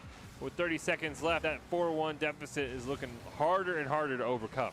Sir Wolf trying to control the pace of the game here over in the corner. Unfortunately, will get thrown around too much to maintain possession of that ball. As we do see Is Cute, and Nova manages to get possession as Mischief elevates and misses the ball at the mid-stripe, allowing Nova to take it all the way back towards the other goal. And with no one there, Is Cute will score goal number 5 for the Green Wolves. Fantastic play there from Nova and Scalix as Jay was sort of caught up in a roll one, except he was on the bumper of the opponent, so it was a little easier for them to get out of that one. And with 14 seconds left, it looks like another 5-1 scoreline is going to hold, and the Green Wolves are going to put themselves on match point, thanks in large part to Jay, but I think Scalix and Nova have been playing very spectacularly in this game too. It is a team sport. There is 3 people on the field, so they're making magic happen in their own way, albeit not as flashy as Jay. The ball will touch the ground, and the Green Wolves will go up 2-0 in the series. It did get told by production that in our game 1, Jay had a higher score than everyone else combined, which is dominance that we have rarely, if ever, seen in the Esports Tower. We've seen some great solo games, but to outscore the other 5 members in the game is somewhere we have not been before. Yeah, Jay, I hate to say this, but you might just experience a lot of demolitions for the next game. Yeah, I mean, that might be the only answer. It tends to happen when this sort of situation starts to crop up, but what else can you do, you know? Yeah, I mean, we didn't really see too many in that game. I don't know if they were gunning for him or not. I think Jay does a great job when we saw him of dodging sort of in and out of traffic, keeping the members of the Blue Wolves at bay, denying those bumps and those demos, but we'll see if the Blue Wolves want to force a game 4. Demoing Jay on repeat is probably going to be the only way they could do it. Is out the kickoff, they get tied up. Scalix takes a shot on the net, and no one's able to find anything, as Siphon's now looking to clear this one away. Jay is there waiting on the ground, collides with Mischief. It does get pinched off into the side area here. Mischief now maintaining a nice level of possession. Jay elevating, taking it away mid-air right there.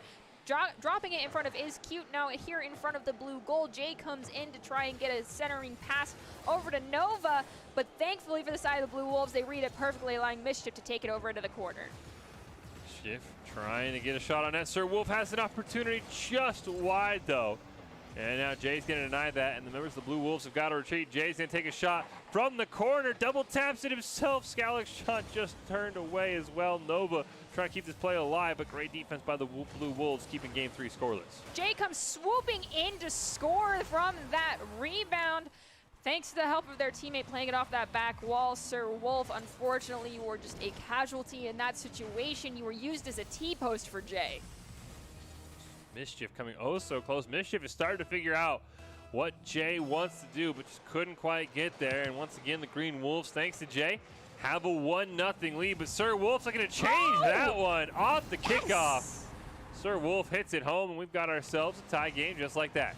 All right, Sir Wolf, you're in charge of demoing Jay and getting all the goals good. Mischief wins the kickoffs like he did there.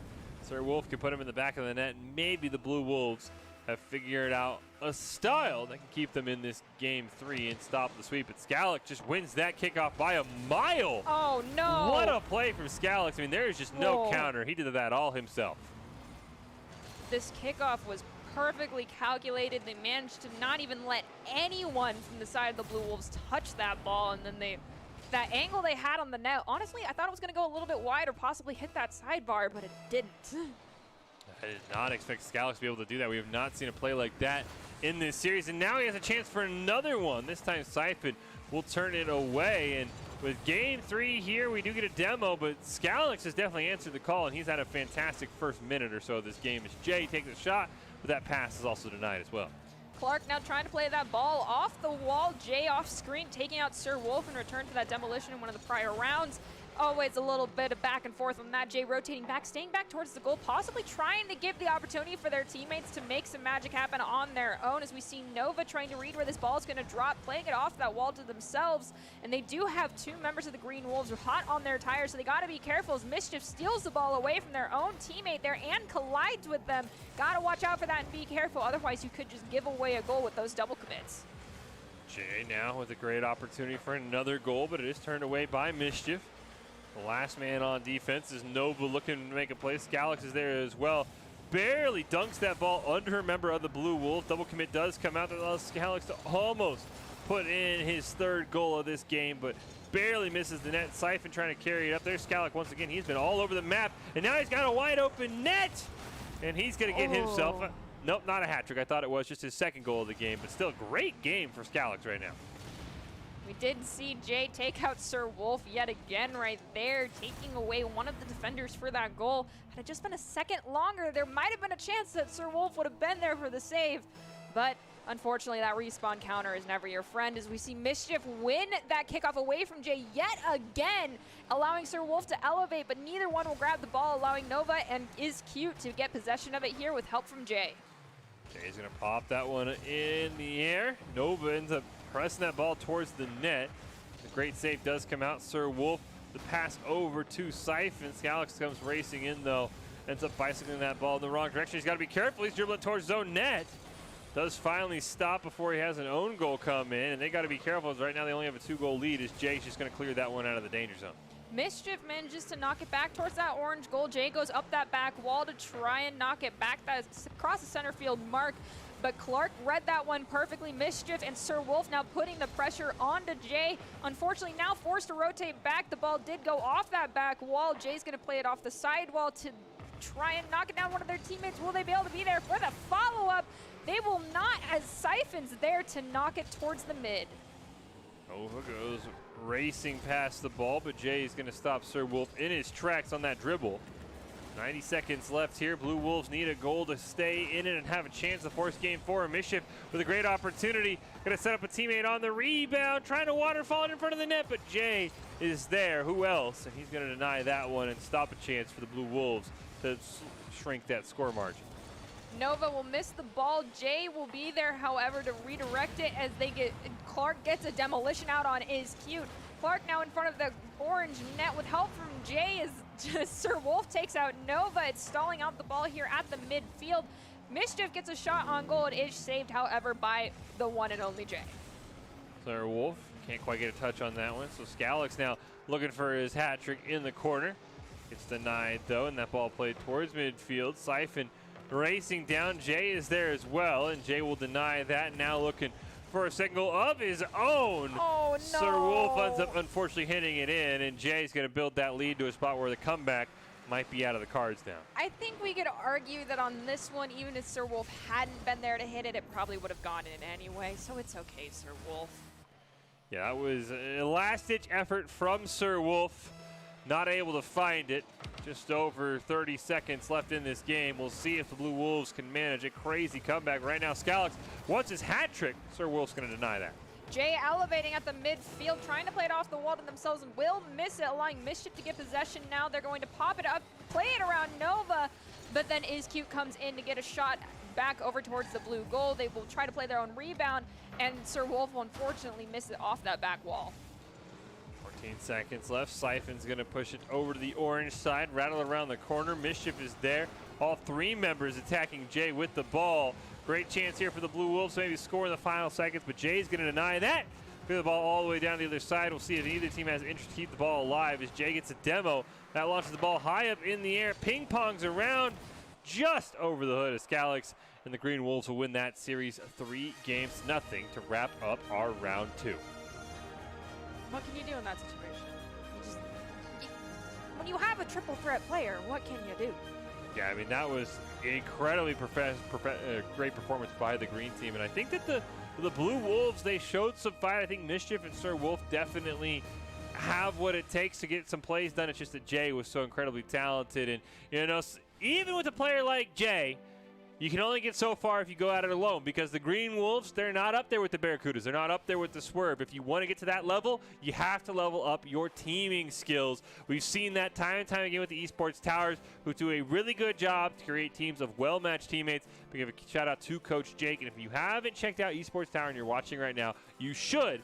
It is the fast track to rank up.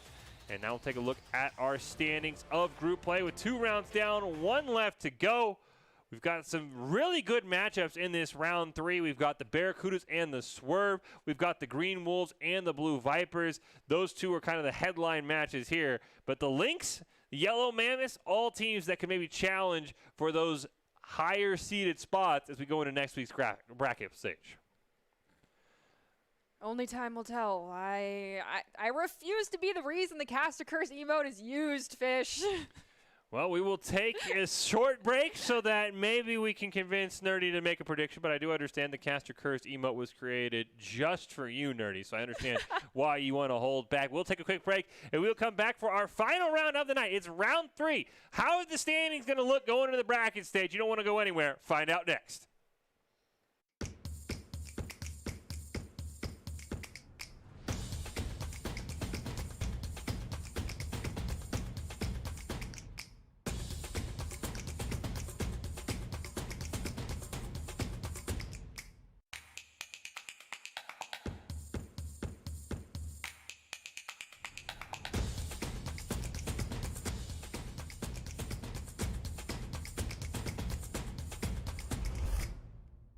Are you guys ready? I don't think you guys are ready, bro. Here we go. Prepare your ears, chat. Prepare your ears. Here we go.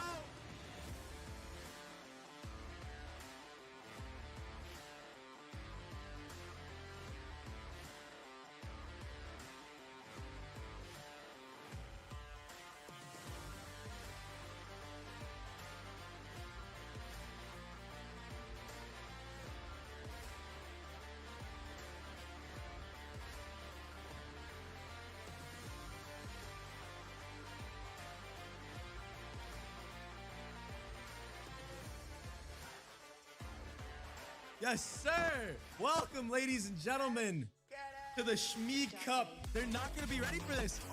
Oh! Oh! Nitro with 2, 3. Get down.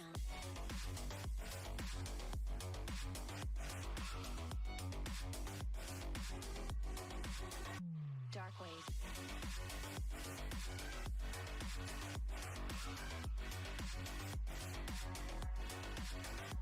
Get down. Well, you got the ace. And he got the ace to close it. Corey is your first Schmeed Cup champion. UFC events, brought in some heavy hitters to support this tournament. I hope you guys enjoyed it. It was the first Schmeed Cup. #never alone,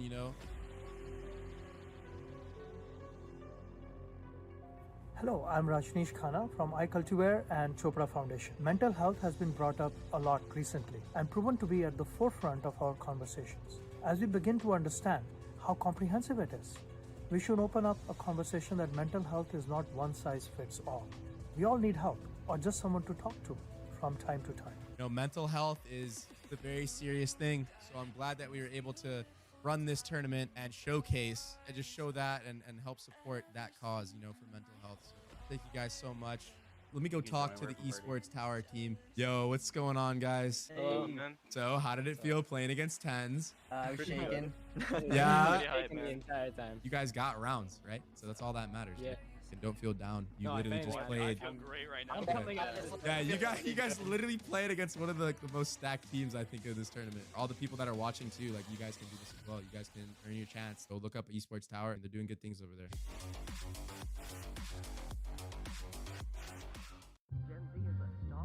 The news says Gen Z is struggling. I've got news for them.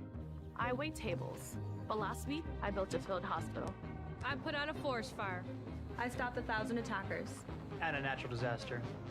I've saved lives. and led a team on patrol. I serve. Well, I go to school full time. While I work full time.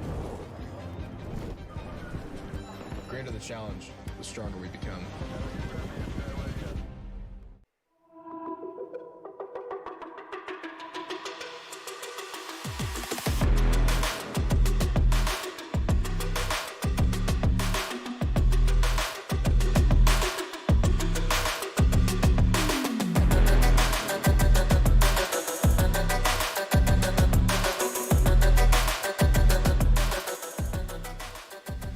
Welcome back into the Esports Tower Rumble, broadcasting from the Boise State Game Pants Esports Arena. It's the first week of our new format where week one is all group play games, and we are nearing the end to see what the seeding will look like for next week's bracket stage. All the games are best of 5. Fish and Nerdy here calling all of the action. We've got some very good games here set up for round 3, including, I think, a matchup that both you and I want to see, which is the Barracuda taking on the Swerve, for the probably right now, from what we see tonight, the two best teams here in this group play. Okay, for once tonight, I will agree with you on that one. But beyond that, I'm not going to say anything else. I'm just excited to see what both these teams have to bring to the table. Swerve, I'm definitely keeping a closer eye on you because you guys had an extended period time off, and that normally means that you're going to come back like a force to be reckoned with. With the Barracudas, kind of in a similar boat. They took a few weeks off. We did see them return for multiple weeks in a row up to this point, but every week since that break, they have upped their game continuously. So this is going to be a hard fight for the finish to see how things shake out for next week. Yeah, and if you are just joining us, like I said, it's a new format. This week determines the standings. The top 8 teams advance to week 2, where week 2 is the bracket stage for that championship game, and ultimately a spot in BFC. But here are your standings. Here how the night has gone as we get to round 3. I mentioned the Barracudas and the Swerve. Definitely going to be a very, very high-paced and high-action game. The Lynx have been very impressive as well. And then the Blue Vipers and the Green Wolves. Maybe another game to keep an eye out on as these teams start to settle in to where we expect them to be for our standings going into next week. But right now, I think the Barracudas have got to be the best team. We'll see what the Swerve can do. But honestly, as the night goes on, there's just a lot of Rocket League for these teams. As we said, we've now moved the group play to best of 5. So going to be very curious to see if we maybe see teams start to make some just silly mental mistakes, as they've been playing for quite a long time and a lot more extra Rocket League than they are used to. But before we get into round 3, we do have Doc's Keys to the Game presented by Esports Tower. Score pro advice at esportstower.com. Don't let them have multiple attempts. Clear the ball at angles, steal, boost, and bump and demo to disrupt. It's all brought to you by Esports Tower. Improve your game sense, improve your team play, improve your performance under pressure. You can match with great players and professional coaches to help you rank up. And it's time for our third and final round of the night. It's time for some round 3 action here.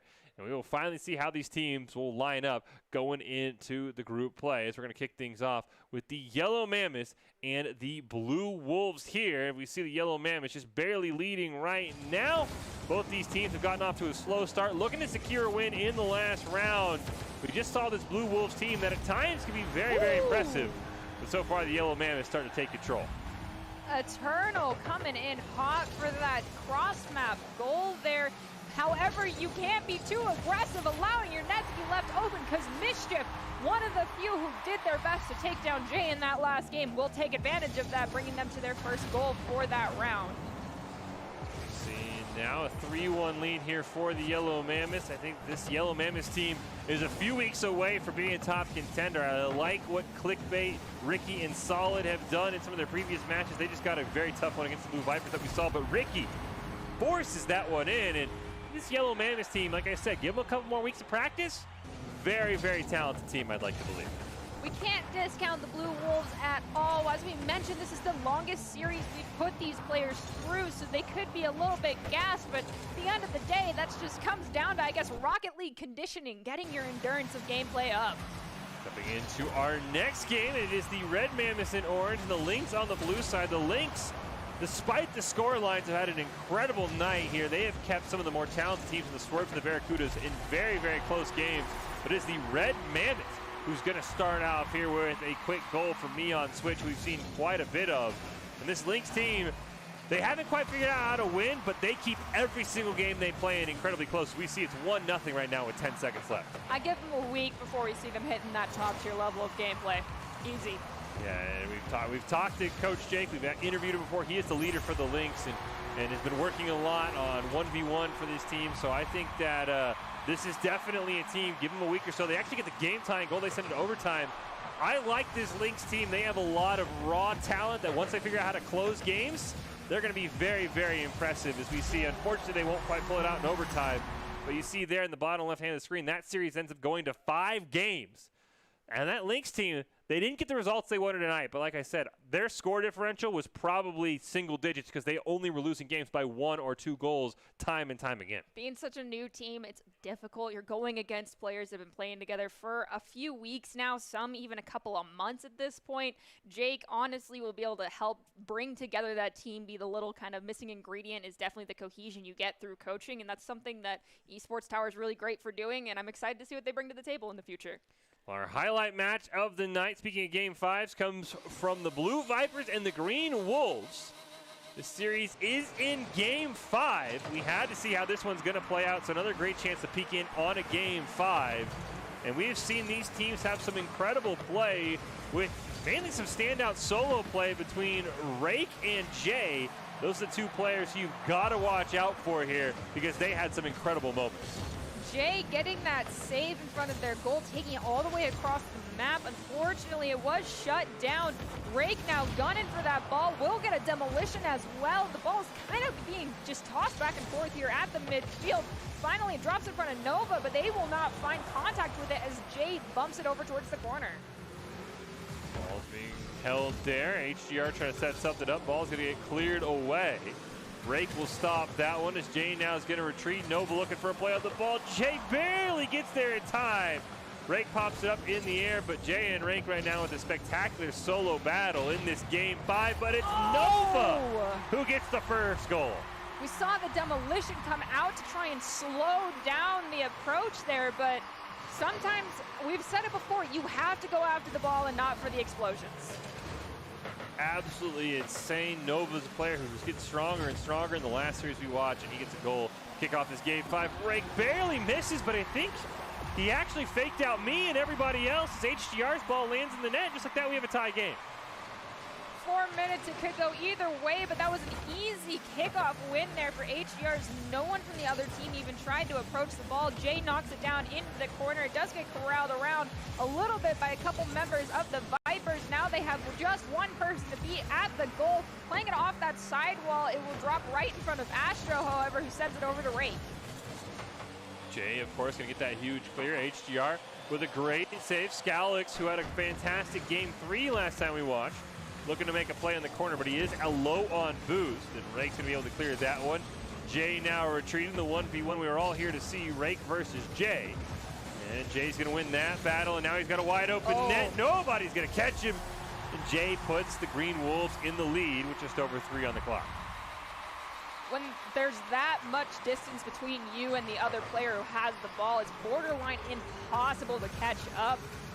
I commend you for even trying on that one, as Jay brings it right in front of the net, hits that top crossbar, allowing Astro to take it though at that midfield, playing it off the wall to themselves. It drops down by Ace Cute and Rake. Jay there to make the save though, sending it back to the corner. Ball will be saved. Jay now trying to make a play, give his team a cushion, not quite able to. Scalic's shot goes wide as well. Rake and HGR are both going to collide. Jay's going to win that battle as well. Put it on an open net. What?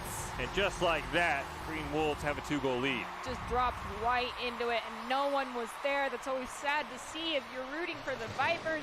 That, honestly, there's nothing you could have done about that one, as we see Jay once again with the ball, taking it off the side wall. HG will stop it, though, right in front of the goal. Now Rake's trying to take it past the midfield, and they manage to play it around 1 and 2 players of the Wolves, but will they be able to score that ball? Because Jay is now hot on their heels. Ball barely cleared away from that orange net. Rake trying to set something up for his team. Jay steals it away, though. No, but can't quite get a nose on that one as Astro's able to recover it. HGR all the way down the corner. Jay, of course, is waiting. Rake takes a shot. Jay recovers in time. Jay playing out of his mind right now. This is a game 5, by the way. Winner wins their final game of the night, and Jay's giving everything he can to make sure he ends on a winning note. Well, the pressure is on then for both of these teams, Fish, as we see Jay once again stopping the ball away from Rake. All 3 members of the Vipers, however, are right in front of the Wolves, trying to take this ball away from Jay, who just comes flying in, shooting it over into the corner. Now it's gotten pushed up. It's in the corner. Rake has it, but Jay has the ball once again with a shot on goal, saved by Astro. Ball gets pushed out of the way. Jay's going to take a shot, turned away. Rake now trying to combine with his teammates there. Oh, great play there. HGR sneaks it home, and the Blue Vipers staying alive thanks to HGR. Minute and 18 seconds, more than enough time for the Vipers to find that extra goal they need to bring it to a 3-3. However, they cannot let Jay just roam free as Rake takes the ball away in front of the orange net. Astro's there for the follow-up. Jay tries to clear it, but Astro reads it perfectly, maintaining possession here right in front of the midfield. Heard the announcer, 60 seconds left, game 5. Who's going to make the play to make sure they end the night on a winning note? HGR looking for the hat trick, plays around Scalix. Can he find the rebound? No. Jay clears it away. Astro keeps it alive for his team. HGR is there as well. Scalix can't quite find it. Great chance here. Ball's just wide of the net. Rake had a wide open pass and he would have seen it. Now we've got Rake trying to corral the ball around, but they miss it. HGR's there for the rescue mission, bringing the ball back in front of the orange net. It is unfortunately too far away for anyone to get a nice shot in as we're dropping down to that 20-second mark. Will anyone be able to find that shot on goal if you are rooting for the Vipers? I don't know. 15 seconds. HGR has a shot, but Jay saves it yet again. Here's Rake right near that midfield stripe. Can he be the hero for the Blue Vipers? It's HGR who blasts a shot. Rake tries to change it in midair with 2 seconds left. We have a tie game. HGR and Rake come up huge. And unless this kickoff has something crazy, we're going to overtime. The way that ball was hit, I think everybody's going to let it touch the ground. HGR will do that, and it's overtime. This is golden goal for anybody now. You got to be careful. You keep your rotations clean. Don't leave a net open. Jay has to battle out HDR, and the net is wide open for the orange side right now. They got to be careful over-committing on any sort of rotations as it gets knocked wide to the right of the goal. Alex now trying to carry that one up towards that blue side. Astra was there, but M and HGR miss on it. Nova came flying in. Wasn't quite able to make a play, though. Now it's Jay's turn. Tried to pass back to a teammate. Ends up hitting it the wrong way. There's that open net, allowing the Vipers to score the winning goal. Rake comes in clutch. Him and HGR played out of their mind. And that will end game 5 with the Blue Vipers coming back from what looked like defeat to be able to win that one. Well, that was an explosive end, and now we're going to finish up the night's action on what could be our best match of the night. It is the Barracudas taking on the Swerve. Both these teams have looked outstanding. I would not be shocked if they are battling for first place overall. And, I mean, we know about the Barracudas. The Swerve gave them a run for their money a couple times, took a month off. This series I expect to be absolutely insane, and I would not be shocked if we've seen a couple of 3-0s in some of these full series we've looked at. This one I would be blown away if it's anything but a 3-1 or maybe even a 3-2. I want to agree with you, but this is like the end of this very, very long series for both of these teams. Honestly, we might see a lot more mistakes in this game than we've seen all night because these players are so gassed, because this is just a lot of gameplay that they're probably not used to playing this many matches in a row. It's a lot if you are not a Rocket League player and familiar. This just is very mentally taxing. So good luck to everyone on both sides, Barracudas and Swerve. Drink plenty of water, my friends. Yeah, and I mean, I would say the Barracudas have had a lot of practice. They're routinely, in previous Rumbles, were making it into the championships, which usually just all took place on one night. So they were used to a lot of games in one night. We'll see how the Swerve, who have been doing a lot of practicing, respond as Magic off the kickoff nearly puts in a goal just 4 seconds in. Quez, Magic, and Spooky in the blue for the Barracudas. It's Flux, Pancake, and Loaf in the orange for the Swerve. And Flux barely clears that one away as Pancake gets demo on to Quez, and Pancake almost had a shot for his first goal, but no one's able to find it. Quez managed to respawn just in time for the save. Now Magic's taking up that sidewall, crossing the midfield stripe. Pancake comes flying in, trying to redirect it. Spooky there, however, will not allow it to be easy with Quez there for the follow-up as well. Now trying to play it off the ceiling to one of their teammates. It's going to get knocked around just a tiny bit. Magic will center it up for Spooky. It's a shot on goal, but it gets saved by Pancake. Magic still keeping this one alive, trying to pass that back to a teammate. There's Quez. And the Barracudas strike first. Just over 4 minutes on the clock. Quez, we've seen you basically since the beginning of Esports Tower. You are probably one of the few players I can say is actually conditioned to be playing for this long. If you are rooting for the Swerve, you gotta just tell them to take out Quez. This Swerve team, Flux, Pancake, and Loaf, been practicing a lot in their downtime, trying to show just how much practice can make perfect at times. We've seen other Esports Tower teams do just that. As Spooky now in that corner, almost placed it around Loaf, but a great recovery. Quez just going to kind of pop a shot on net and plays it himself. Quez got the Barracudas up early. That was read perfectly. They got the rebound shot and then even played it off the second rebound from themselves. Quez, that was incredible. Just like that, the Barracudas up 2-0. Swerve, slow starters from when we've seen that, but they have been able to recover time and time again. As Quez with a fantastic play. It's a hat trick in a minute and 13 seconds. And yeah, if they don't stop Quez, this series might be over sooner than I expected. Honestly, that was just so many different things lining up. Two players had elevated, so they couldn't do it again. Quez just had a perfect opportunity, and it was a recipe for disaster for the Swerve on that one.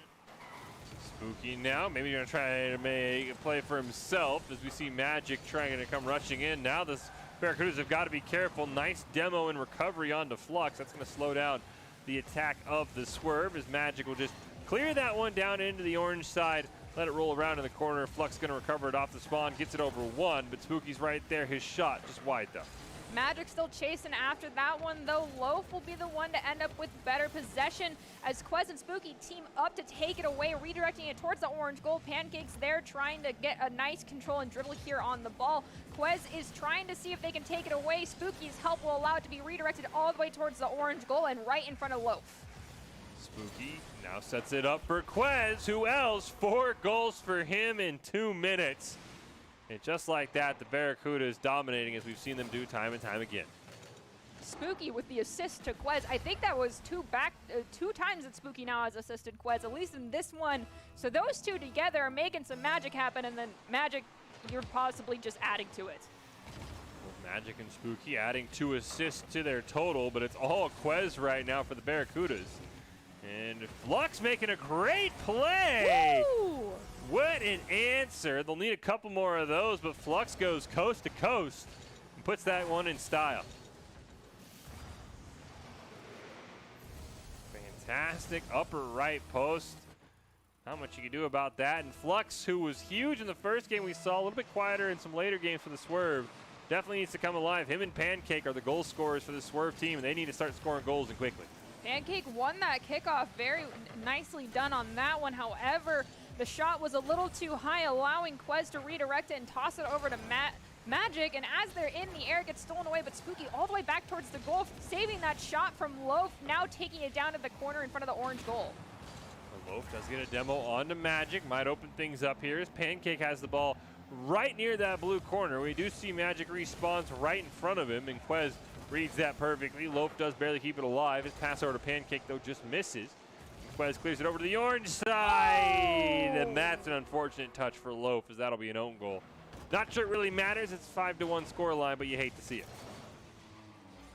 It is the first game, though. We got to remember that sometimes, if we see a game 5, Quez might be too gassed from making too many big plays in this first one. So Quez may want to pump the brakes a little bit and rotate back and take a little bit of a back seat here to allow their teammates to take on a lot of this pressure so they don't run out of energy before the end of this series.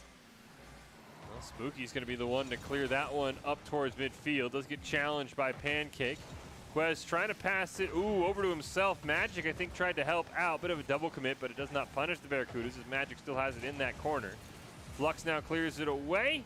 And Magic go racing after the ball, but it's Quez who kind of just stops that ball in its tracks.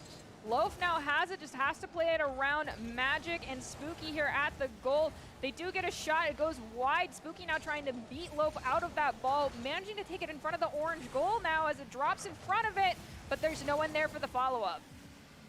Flux going to clear that one away. Magic now with a nearly wide open net. It's all just bouncing there. Magic able to recover. He flicked it on net. That ball stood there for way too long, and you can see, unfortunately, Flux and Pancake just not on the right side of the field, so nobody could recover in time. That's always one of those painful moments of if this ball bounces out, I might cry for a couple of seconds. And right now, this 6-0 score line really is making the statement that the Barracudas are the team to beat.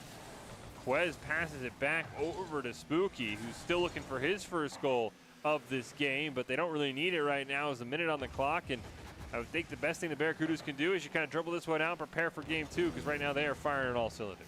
Got Quez with possession of the ball here on their own side. Pancake swooping in to play it off the back wall. They will miss, unfortunately, on that rebound as Flux elevates, tossing it over to Pancake. Now we've got Loaf coming in. It shot a little too high, and Quez was there for the save anyway. Pancake there for the follow-up shot. Just not fast enough as Quez, once again, there with the save. Oh, just a near miss from Loaf. He had a great opportunity to at least get a goal back. Magic just barely misses. 30 seconds left on the clock. Spooky's going to pop it up in the air. Loaf waiting. Everybody at the swerve kind of hanging out in that net. Dangerous place to be. We had almost a Rule 1 there. Looked like the tires of Magic and Flux got locked together. Everyone's able to disengage, and our game will continue. Loaf playing it around Magic there with great calculation. Now Quez taking it up from the corner. Pancake will demo Quez to take away the ball possession there. Drops in front of Magic, however. Flux has got to battle it out for the ball here. Quez is respawn now, taking it up the side. Has to play it around Loaf. They pop it up. Loaf reads it perfectly. Now the ball just has to touch the ground, though. That ball will do just that. The Barracudas with a statement win in game number 1, and that's kind of the gut punch. The Swerve, maybe as you're starting to look and you're saying, okay, the Swerve look like that strong team.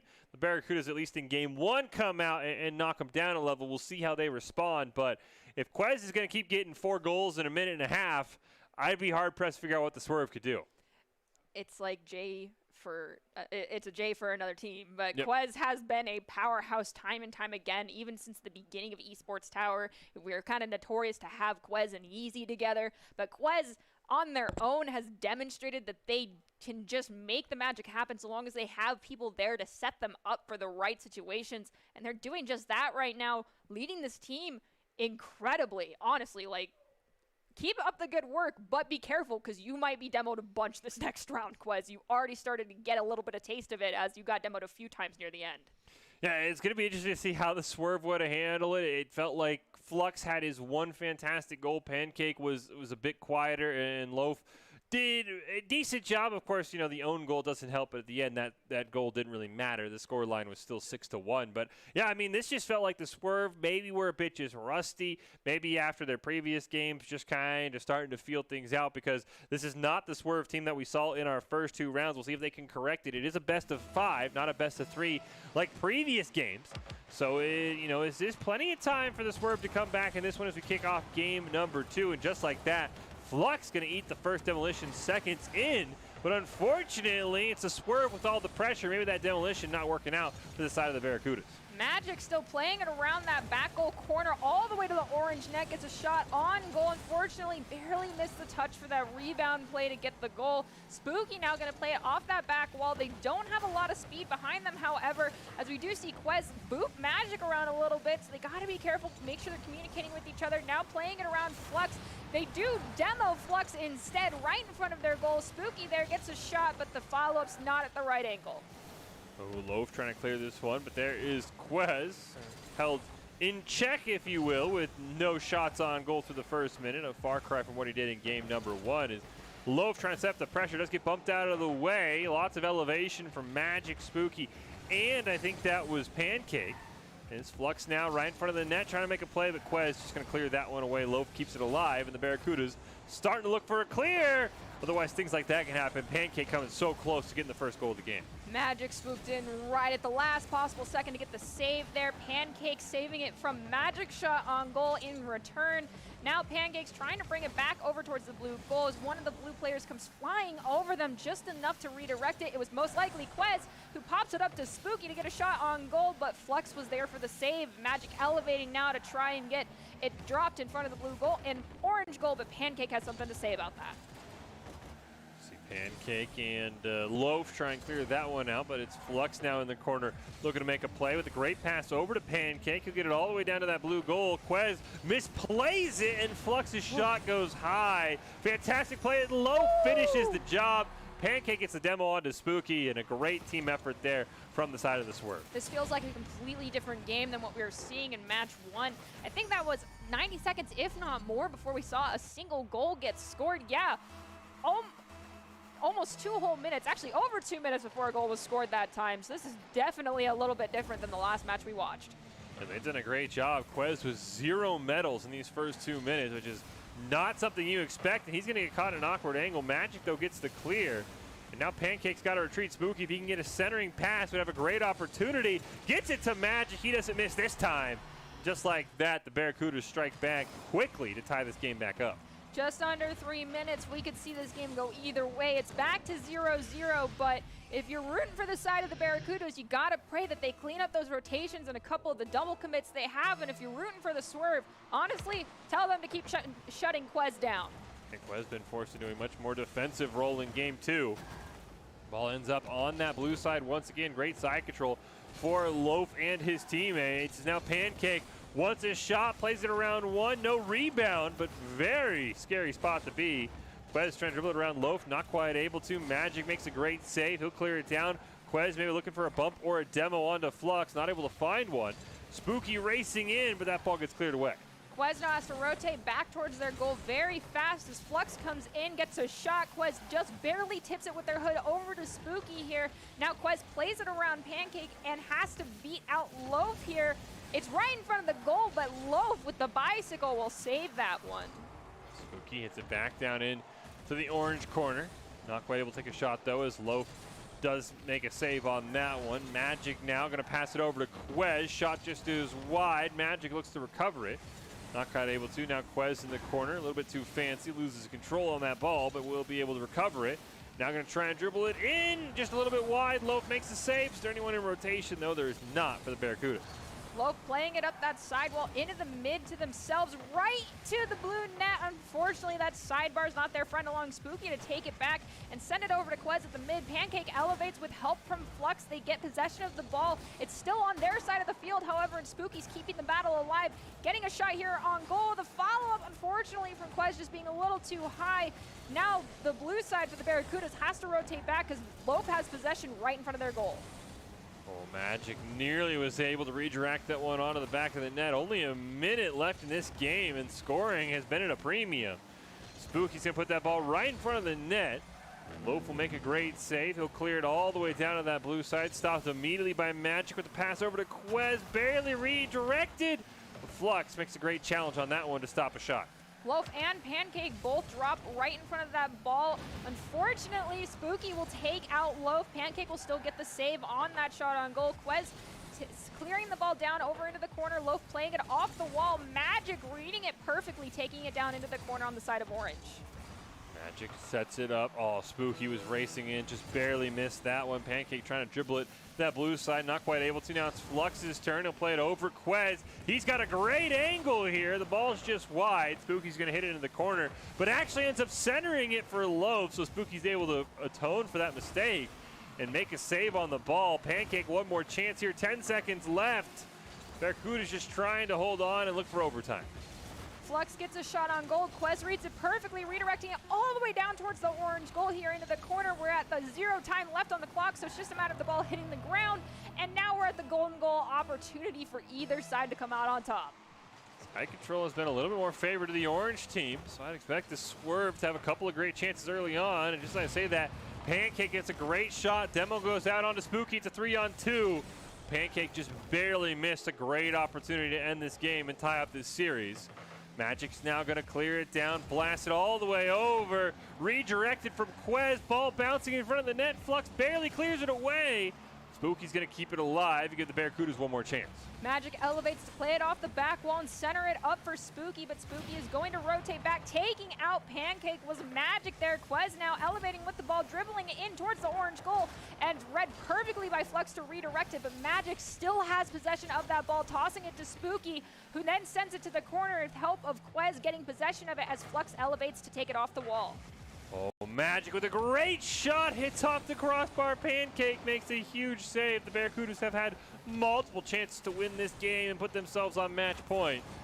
We'll see now if the Swerve are able to respond. Pancake plays around the corner, has it on the blue side by himself, trying to carry it in. Quez makes a save. Off the rebound, nobody's there. Good job by Loaf retreating. Spooky shot just wide, and we play on as Magic's centering pass goes nowhere. Pancake plays the ball, trying to get it above Quez. Spooky will elevate in the air, taking the ball away. Flux reads it perfectly, disrupting that one. Quez, though, reads it as well, sending it back towards the midfield. It's in the corner now. Magic taking it up the wall, trying to battle out Flux to get possession of that ball. Spooky elevates, taking it past the midfield stripe. Oh, Quez has a wide open net. You can't let that happen. It took him so long to get going, but he does it when his team needs him most. You see Quez open net. He's not going to miss those ever. Barracudas win, and they're on match point, up 2-0 in the series.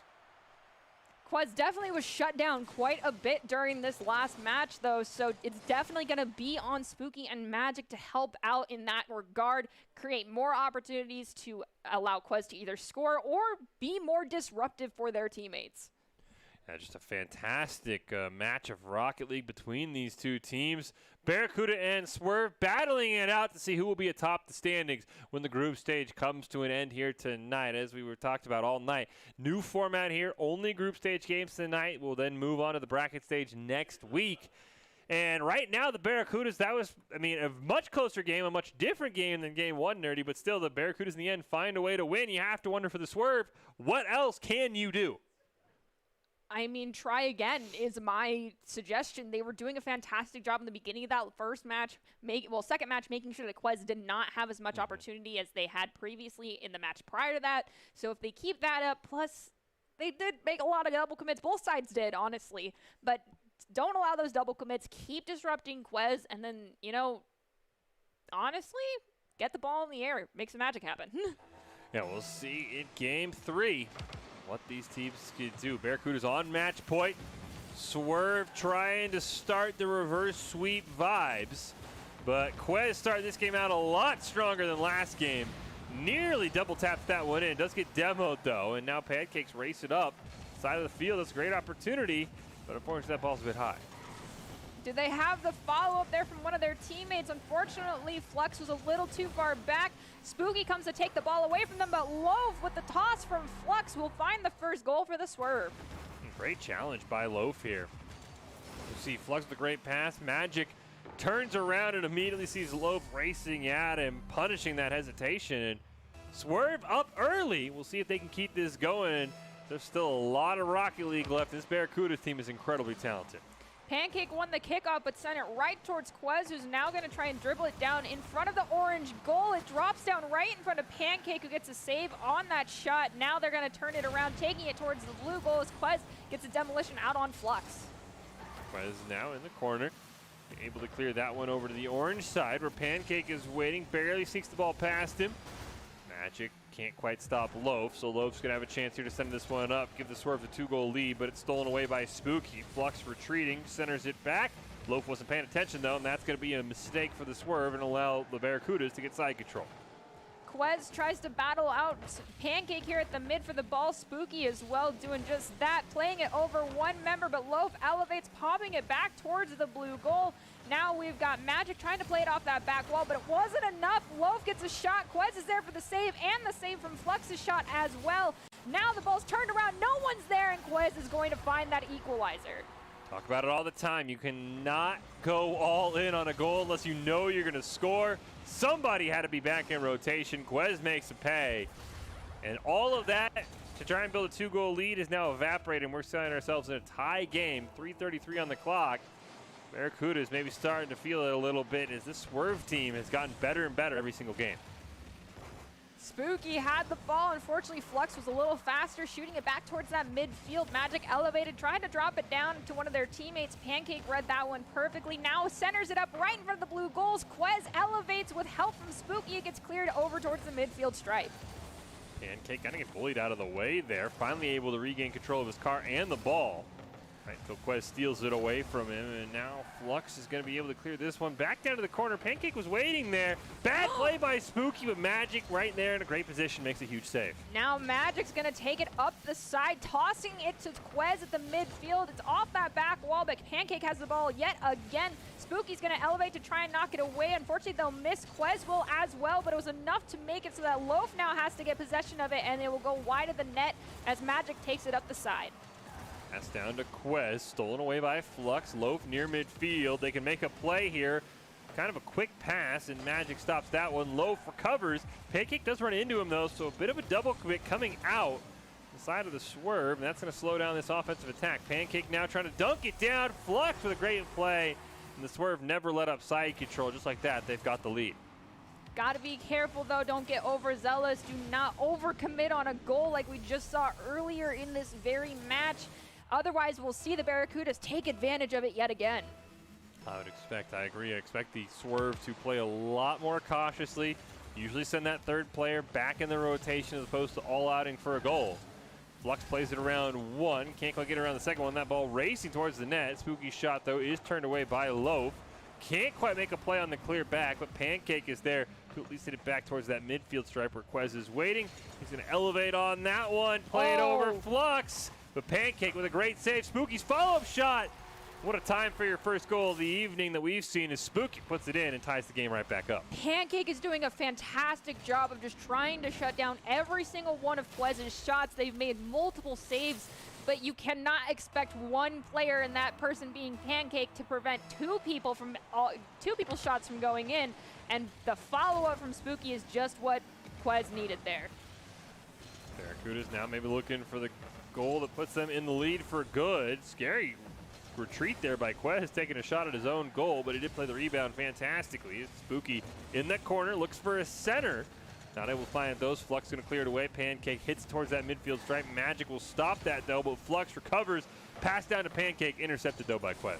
Flux tries to hit it off their roof, but will get demoed anyway by Quez.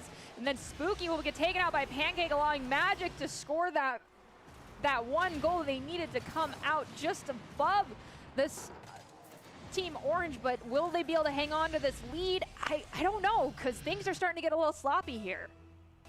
Just under 90 seconds left. Barracuda's looking for the sweep. Swerve trying to keep this series alive in the final game of the night. Magic turns that one away. Barracuda's got to be careful. Loaf takes a shot. Quez with a fantastic save to keep this in a one-goal game. He can't quite play it around Flux, though, but Spooky's there. Ball ricochets off of Flux all the way down to that other side. Magic racing in, not able to make a play on it. Pancake looks like he's going to dribble it up. Quez is going to smartly retreat, and there's 1 minute left. Spooky reads Pancake's shot on goal perfectly. Unfortunately, it's still here in front of the blue goal, though. As Loaf comes in, it gets knocked a little bit around by Magic. Quez will play it around one member, hitting it towards the goal. Pancake's there for the save yet again off Quez's shot. Quez nearly gave him that 2-goal lead. The Barracudas won it. Now he's got to be careful. Oh, huge demolition by Magic. That ball was going in the back of the net for sure. 30 seconds left as Loaf right off the respawn is going to blast it right down into the corner. Nice trying to make a play, but Magic is going to clear this one away. Pancake centers it up. Barracudas need a clear. Flux is there, though, and ties the game. 20 seconds. Either side can find that goal to just squeak them ahead of the other. Will this be the opportunity for the Swerve to begin the reverse sweep? They got to be careful, though. Either choose to take it into overtime here. Just don't overcommit on a goal. That's my only request. Pancake wins that kickoff quite cleanly. Quez, dangerous spot to dribble that ball. Flux's shot does go wide, though. Spooky now trying to set his team up for the game winner in regulation. Puts it in front of the net. Quez shot barely turned away. Magic tries to brute force it home. And unfortunately, the Barracudas just going to let this ball dribble out. Loaf's going to let the ball touch the ground. Barracudas almost won it, but we're heading into overtime. All right, this is an anxiety-inducing moment as we head into the first kickoff of overtime. Spooky elevating off that shot from the ceiling, and Flux will come flying in, hitting off the back wall, trying to battle it out for the ball from Magic there as Quez ends up with possession, but in front of their own goal. Playing it across the field is always a scary situation. Well, Quez gets it around Loaf. Magic is going to take it away from him. A bit of an awkward double commit there, killing everything the Barracudas have, and now opening it up for a cross-map shot for Flux. Spooky's able to stop it, and can't quite get the follow-up on the other end, though. And the Barracudas got to be careful, getting a little bit sloppy here in overtime. Loaf manages to play it around two members of the Barracudas and get that golden goal for their team. Nicely done. We are going into a game 4. Just right around Quez. Magic barely misses on it. Barracudas have to think what could have been. A couple of great opportunities at the end of regulation. But the Swerve do win, and they're able to at least send us to a game 4, as Nerdy mentioned, and we'll see that series has been incredibly close every single game besides game 1, though. So it's hard to say what the Swerve could do because that one took an incredible goal from Flux to be able to send it to overtime. It feels like the Barracudas, the slightly better team, but any small mistake is being punished by both sides. I mean, what can you do at that point? It turns into a game of mistakes, as we've discussed Overwatch being that sort of situation, but when you start shutting down Quez, and Pancake is doing just that, like Pancake is going toe-to-toe with Quez as consecutively as they possibly can. Every time Quez is taking a shot, Pancake is down by the goal, making sure it's not open. But if you're rooting for the Swerve, you have to keep your fingers crossed they don't overcommit on goals, because that happened twice, resulting in that game being drawn out as far as it was. Very interesting to see what happens in this game for the Barracudas. Starting to see this series slip through their fingertips after an explosive Game 1 win. The next 2 games have been incredibly close. And we'll see now who comes out on top. Could the Swerve force us to a Game 5? Where the Barracudas right the ship and come out with a Game 4 victory and a series win. As this game kicks off, Quez with a great opportunity, trying to sneak it around Flux, but Flux makes a huge save, and now they've got to be careful. Spooky's the one who's got to retreat. Almost left a wide open net there. Spooky making it back just in time. There's another shot on goal, unfortunately going a little bit too wide. Spooky now with help of Magic taking it back over towards the side of Orange, as we see Pancake and Loaf both elevate to try and knock the ball back towards the blue goal. Quez reads it perfectly, shooting it back towards Orange as Flux elevates and drops it down towards the corner. Pancake with a great pass to Loaf, with the ball just a smidge in front of him. Pancake going to try, correct it on the rebound, not quite able to, and it gets cleared away. Flux looking to make a play here. Ball will just get forced back towards that midfield stripe. Loaf gets blown up. He didn't even see that one coming, and the problem is nobody played the ball. 2 demos for the Barracudas, but it's a goal for the Swerve. Oh, Magic double demolition, but Quez was the only one there for the goal. Barely missed it on that leap they made, but you know, demolitions aren't always going to stop anything from happening. Tell that to Spooky, who immediately demos Pancake off the kickoff. But this Barracudas team get a little bit reckless right now, and Pancake tries to take a shot. Magic is there to deny that one, though. Spooky and Pancake in the corner. Spooky will get a great pass over to Quez. Just looking for a clear right now and trying to relieve some of that pressure. Loaf is there, gets around barely. Spooky, but Magic stops that one from getting any further. Magic plays it over Flux as Pancake now taking off that back wall. Loaf will demolish Spooky off screen. Quez is elevating, trying to take the ball away from the swerve as we see Loaf here gets the ball stolen by Spooky, but Pancake is waiting on that back wall, plays it around one member of the Barracudas as Spooky takes out Loaf. Ball still on that orange side. Quez trying to make a play with it. Oh, great play to get around Pancake. Loaf waiting in the perfect position, though. Clears it out with a great pass to Pancake. Blasts it all the way into that blue corner. He'll end up retrieving it himself. Steals the boost. Centers it up, but it's denied. And now Quez looking for a clear. Him and Spooky right next to each other. No one's getting after the ball. Awkward spot to be in. That ball's still in front of that blue net. Barracuda's barely hanging on right now in this game 4. Pancake comes in with just enough force to stall out that ball as it drops down underneath Magic. Magic now has possession, tossing it to Spooky here at the midfield, but Flux elevates, trying to disrupt the play there. It gets shot down into the corner. Loaf reads it perfectly, trying to play it past Spooky. They do just that, but Quez is there taking it away, disrupting Pancake's push there towards the blue goal. Magic trying to set up a play for a teammate. Bounces it back off the corner, even gets a demolition. You see those boost levels. Quez at 0, Magic at 20, at 12. They finally are able to refuel a little bit, but that costs them the possession, and now they've got to retreat back to that blue side. As Quez just going to pop it up in the air, try and keep it away. As a little bit of bumper car action happens close to that goal. Magic shot midfield, and it's good. Loaf almost got their hood on that ball, just miscalculated a little bit right here.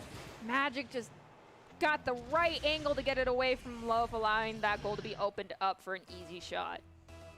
As we've talked about all series after game 1, we are tied up. Both these teams incredibly close in this final series of the night as Flux can't quite stop Magic, who's carrying it up himself. Magic looking to be the hero. Ooh. Ends up tapping it in off the crossbar. Just like that, Magic himself is giving the Barracudas a 1-goal lead.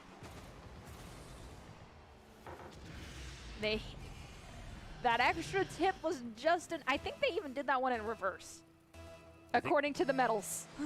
I think they did hit that with the back of their car. Uh-oh. Pure chaos on the kickoff. Oh, no. Oh, no. We saw two players miss. And then Magic just puts on the air brakes and... Oh, no. Well, Pancake, nicely done. That was well-deserved. Absolute pandemonium, and you have to wonder if just the sheer volume of Rocket League is starting to affect these players, as that's not something you expect either of these teams to struggle with. Is something as simple as the kickoff. But it ends up benefiting the swerve, and we've got ourselves a tie game, and with 90 seconds left, Flux and his company looking to maybe give themselves a 1-goal lead again. They've kept a lot of side pressure. The ball's definitely been on the blue side more than the orange here. We've got Pancake and Loaf both rotating, swapping up a little bit to make sure they don't leave that goal wide open.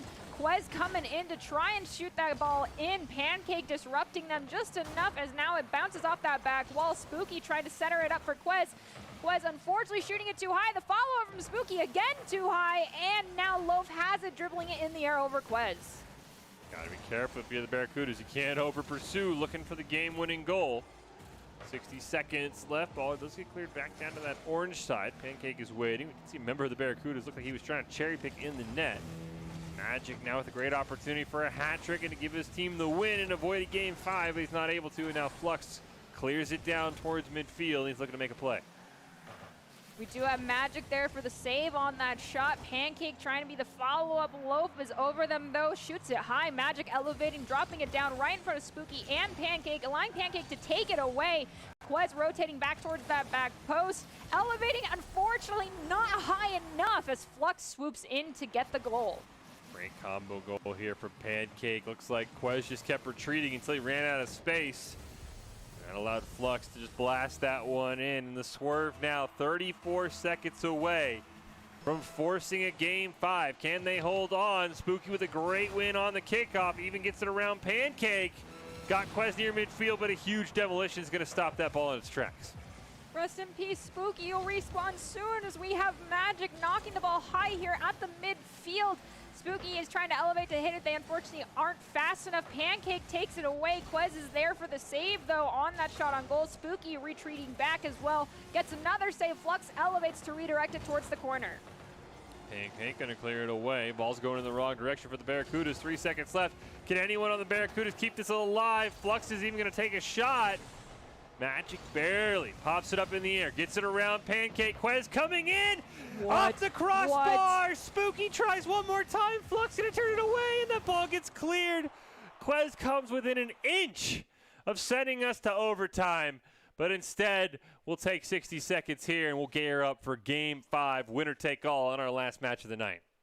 This is a nail biter. That's all I can say about that. And Quez, I hope you're not gassed, my friend. I really hope you're not gassed.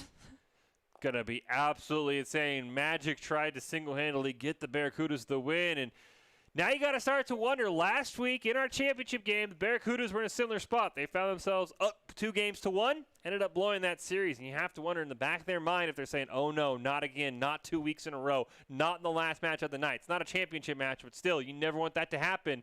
So if the Barracudas come out a little bit tight, a little bit tense here early on, you got to wonder how much mentally they're remembering last week when they had a chance to win another championship and couldn't quite get it done. My only advice is shake it off. Treat it like it's 0-0 once again. You have to go in with the clean mental and calm state of mind in order for this to work out in your favor the most. And putting a lot of pressure on yourself, such as the I need to redeem myself for last week's mistakes, can be a turning point for you and boom your mental. So be careful, Barracudas. Game 5, Barracudas in Swerve. Have to believe that the winner of this is probably going to be the top seed going into next week's bracket stage and looking for a spot in that championship. So we'll see who comes out on top with a great start here. Flux over to Loaf. Quest just going to clear this one away, trying to make a play. Pancake just blasts it right back to the blue side. Magic drops it down, unfortunately, right in front of Pancake, though, as they're keeping that push alive. Playing it off the back wall is Magic to themselves. Loaf comes flying in.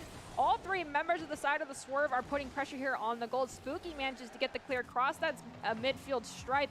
Pancake going off the back wall to get possession as Loaf takes out Quez. Ball stopped at midfield. Flux ends up landing on it, which allows Magic to set that right in front of the net. Loaf actually didn't even touch it. Magic kind of redirected it away. And Pancake, though, can't quite get it to him. So Magic right now basically has controlled the ball for the last 30 seconds himself. And he'll push it on net. Loaf makes a great save, though. And so the solo play for Magic comes up short. Spooky is also helping Magic out. Gets a shot on goal. Was redirected by Loaf. It's still here in front of the orange goal. Magic barely misses it. Spooky gets another shot. It's a little too high. Quez is there for the follow-up. Is it enough? It is not. Magic there for another shot. Spooky flying in will just barely miss it.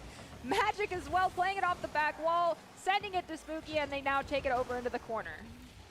On a side control, but no goals so far for the Barracudas. Is take a shot on net. Pancake going to clear that one away. Magic will stop it at midfield. Flux gearing up with that full boost in the corner. Now it's his turn to try and find a clear. Quez will deny that one at midfield, though. And Pancake finally seeing some daylight. Just gets the ball over to the blue side before he gets demoed. Magic now has that ball from the corner, plays it over Loaf.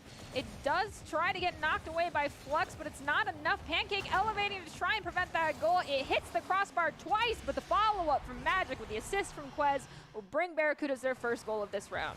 Magic has come alive in games 4 and 5, sees his opportunity, barely sneaks it past Pancake. Just like that, we've got our first goal almost 2 minutes into the game. See how the Swerve can respond. Whoever scores first hasn't always won in this series. And the Swerve have done an excellent job in the final minutes recovering and taking the lead, so do not count them out yet. We've got Pancake taking that ball into the corner. It does get knocked away by Magic. Spooky is waiting over at the midfield. Pancake takes out Quez yet again. Spooky carrying it into the goal, though. Demolition does not matter for the Barracudas, going up by 2. It's a great play by Spooky. Finds himself in a one-on-one with Loaf. Loaf, instead of challenging, tries to retreat. Just simply runs out of real estate. Spooky and Magic, they had Quez do all the work in the early stages. Now they've come to help out. They built the Barracudas a 2-0 lead. Kickoff won by Loaf. There is Spooky, fresh off his goal, looking for one more. Pancake turns that one away. Flux going to clear it. You can see the Barracudas very, very well prepared to stop any sort of long clears. They've always got somebody back in the net. Quez played it off the back wall to the side. Unfortunately, Pancake's the one to end up with the possession, however. And then Flux flying in here to play it off the back wall. Follow-up will be disrupted by Quez as they take out Flux in the process. Now Quez has the ball, just 2 players to meet here in front of the orange goal. All 3 members of the Barracudas are here, though, so they got to be careful and make sure they're rotating, and they've done just that as the possession moves over to Loaf. Loaf's dribble stopped by Quez. Everybody for the swerve retreating except for Flux, who tries to steal that one away. Get a cheeky shot on net, but it's wide. Quez will now carry it up himself, looking to direct it on net. Turned away, though, and a great play by Pancake to push it away from the net and get it back to that blue side almost immediately. Pancake now has to outmaneuver Magic for that ball. They pop it high. Flux comes in to try and gain possession. Magic will steal it in the air, however, as well as Quez getting that redirect over here at the midfield stripe as Pancake retreats, and Spooky plays it over Pancake. There's a demolition onto Magic. Could be an opportunity for the swerve, and there it is. Loaf to Flux. And right now it's a 1-goal game. We've got 90 seconds left. Will we see the equalizing goal come out from the swerve, possibly even send us into overtime, or are the Barracudas going to start looking for blood in the water and scoring goal after goal? Overtime would not be anything new to these two teams. We've had quite a few overtime games in this series. Magic gonna corral it near that midfield line, carry it in himself, sneaks it under one. Ooh. And just like that, Magic does not want to play anymore. He puts a goal on to make that lead back to 2. Nicely done, Magic. Taking it from the kickoff. Now the Swerve got even more work to do, just a little over a minute. Can they do it as we go into the kickoff? Pancake got more of a touch on it. The follow-up from Flux isn't even needed. And now they're just 1 goal away from meeting the Barracudas at that 3-goal mark. We see the ball kind of actually, the blue stripe does mean Magic touched it last, but we will in no way blame him for that one. And we've seen some absolutely insane kickoff goals from the Swerve in this series. It's a big reason why we've gotten to a Game 5. Now can the Barracudas once again add to that total and make it a 2-goal game in the final minute? Spooky carries it on net. Magic takes a shot. He's going to try for the rebound, but Flux is there and able to turn it away. Got Loaf here looking to see if they are needed at the goal. Pancake battling Quez for possession. Loaf elevates, but it ends up getting tossed over to Magic right in front of the goal. Spooky gets a touch on it. Now we have Pancake elevating to try and smack the ball down on the ground. Loaf trying to battle it out and take the ball away to prevent Quez from getting possession, but Magic redirects it towards the corner. Flux can't quite get it around Magic. He's going to land right on the ball, but Loaf will be able to clear that one. 30 seconds left. Ball in the blue corner. Quez gets the full boost, turns it away. Pancake takes a shot. Huge save by Magic, though. Done everything in this game. 5. Quez this time, not credited, but makes a huge save on Loaf's shot. And now Spooky just needs to clear as the Barracudas need to burn 19 seconds off the clock. Got Magic taking a shot on goal, a little bit too far to the left. The crossbar is nobody's friend. Quez rotating back quickly to prevent the ball from going all the way towards their goal. There is still a lot of pressure here coming out from the Swerve on this blue side goal. Quez is preventing it from going anywhere closer, getting the clear down to Magic. Just 1 second left on the clock. It just has to hit the ground and the round is over. Or will the Swerve somehow find the goal to send us to overtime as they shoot it towards an empty net? Just off to the right. That close for the Swerve to end up winning, but unfortunately they will not get it done. It will be the Barracudas who win 3-2. And we'll see how our final standings work out, but you'd have to think the Barracudas are going to be on top. But an absolutely insane series, and honestly, next week, you probably have to expect the Barracudas and Swerve could be right there. Well, you want to be seen by expert college recruiters, talk directly to esports industry insiders like pro athletes, team general managers, and game producers that join the club. Esports Tower players get insider access to industry insights with our featured Rumbles. Recruiters are starting to take notice as well. It's a great way to score exposure for your path to pro or to land a collegiate scholarship. Well, we wrap up the night here. Let's take a look at how our 3 rounds turned out. We see all of our results, and we should have a look at the seeding as well. But right now, I think the Barracudas and the Swerve are probably the teams you're going to want to watch out for the most. I think the Swerve with this extra week could come back swinging. And as you predicted, Barracudas are on top, so nicely done there, Fish, on that prediction. I had no play in that one. Well, the Swerve are right there. They're in third. The Blue Vipers in second. So I cannot wait. You see the Green Wolves in 4th, Red Mammoths followed by the Yellow Mammoths, Lynx, and Blue Wolves. Wrap out your top 8 for this first week of group play. Absolutely phenomenal play overall. But before we get to our ICCU player of the game, we are going to be joined by a player, or a coach, I should say, whose name we called quite a bit. It is Jay who's joining us. One of the coaches at Esports Tower, filled in for the Green Wolves this week. And Jay, how are you doing this evening? I'm doing very well. And starting out, are there a lot of kids in the Esports Tower program that are looking to use what you guys do to further their esports career, either to collegiate or to the pro scene? Yes, definitely. I have personally met a lot of kids that join Esports Tower specifically to use those opportunities that Esports Tower gives them. Whether it be being able to connect with university programs or play against top-level players to see what it takes to play at that top level. So for these players, what does it look like when they first join the team? Like, how do they actually get onto one in particular? How does that sort of placement work? And what does practice look like for those players? So when players first join Esports Tower, they get connected with the coach, whether it be me or one of our 2 other coaches. And then they get placed onto teams with players on their rank, where then they will have 2 practices a week with their new teams. One being dedicated to building team chemistry, and the other one being more focused on perfecting their skills in Rocket League. And you mentioned that you're one of the coaches. I mean, what is the most rewarding part of being a coach for the Esports Tower? Definitely the most rewarding part would be being able to see these players take everything they learn throughout the week and use them in these rumbles. And I just want to follow up on that. How many kids do you have? I mean, how many different teams do you coach? How many kids are you responsible for coaching every week? At the current moment, I'm in charge of around 3 teams, each one being around 3 or 4 players. Well, that is totally awesome. I mean, besides being a coach, you absolutely popped off today when your team needed you filling in. So I'm super glad you're able to join us, Jay. And do you have any final thoughts from the games you saw and even the games you played in today? Because, I mean, you were kind of a part of this Esports Tower this week. Just really proud of everyone that played in this rumble. They gave it their all. And the Barracudas look really scary going into next week. That you are for sure on. Good luck if you have to coach a team going against them. I do not envy your position at all. Thank you, Jay, so much for joining us. Had an awesome game, and I mean, as you mentioned, Ernie, he was absolutely popping off there as well. So, coaches, he could fill in a pinch as well. Absolutely insane. We've seen Coach Jay and Coach Jake both fill in. It's honestly a treat for us, I feel like, to get to see them. And sometimes they get shut down by their own players, and it's a little amusing for me to be able to see that because it's like that's a relatable feeling. Yeah, and I mean, it's always great, if maybe practice was a little bit iffy, you're like, hey, here's just a clip of me doing exactly what I told you to do. I can do it too. So absolutely phenomenal. All the coaches we've joined that have joined us from both Rocket League and Valorant, absolutely love them, and they're doing great things at the Esports Tower. And like I said, whoever's coaching the Barracudas, they just kind of lay back, put their feet up, and all the other coaches really probably envy whoever has to, if anyone even needs to, coach the Barracudas, because they have the easiest job, I would think.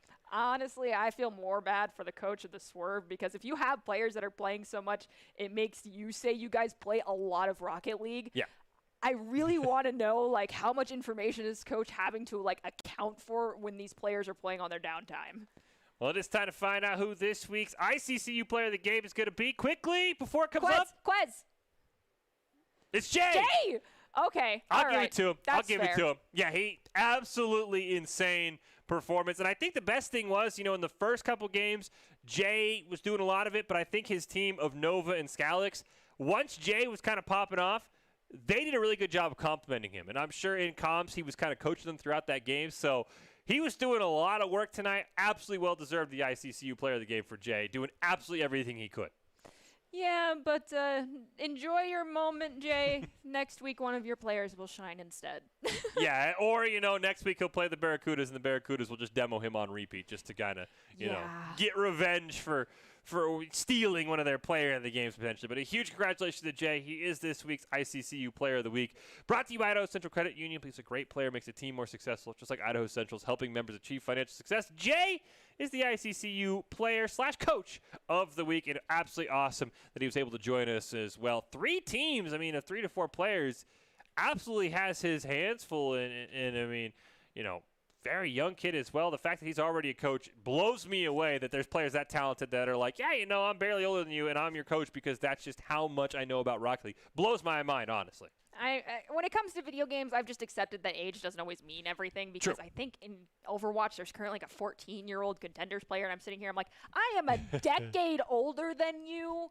Okay, that officially made it to me that like age is not really a thing anymore when it comes to gaming. That you're 100% correct on that one. Well, we've reached the conclusion of this week, but we are not done overall. You want to make sure you come back next Monday, 4 p.m. Mountain Time, 6 p.m. Eastern. We will see who takes home the championship as we close out the group stage this week. We know the Barracudas are on top, followed by the Blue Vipers and the Swerve.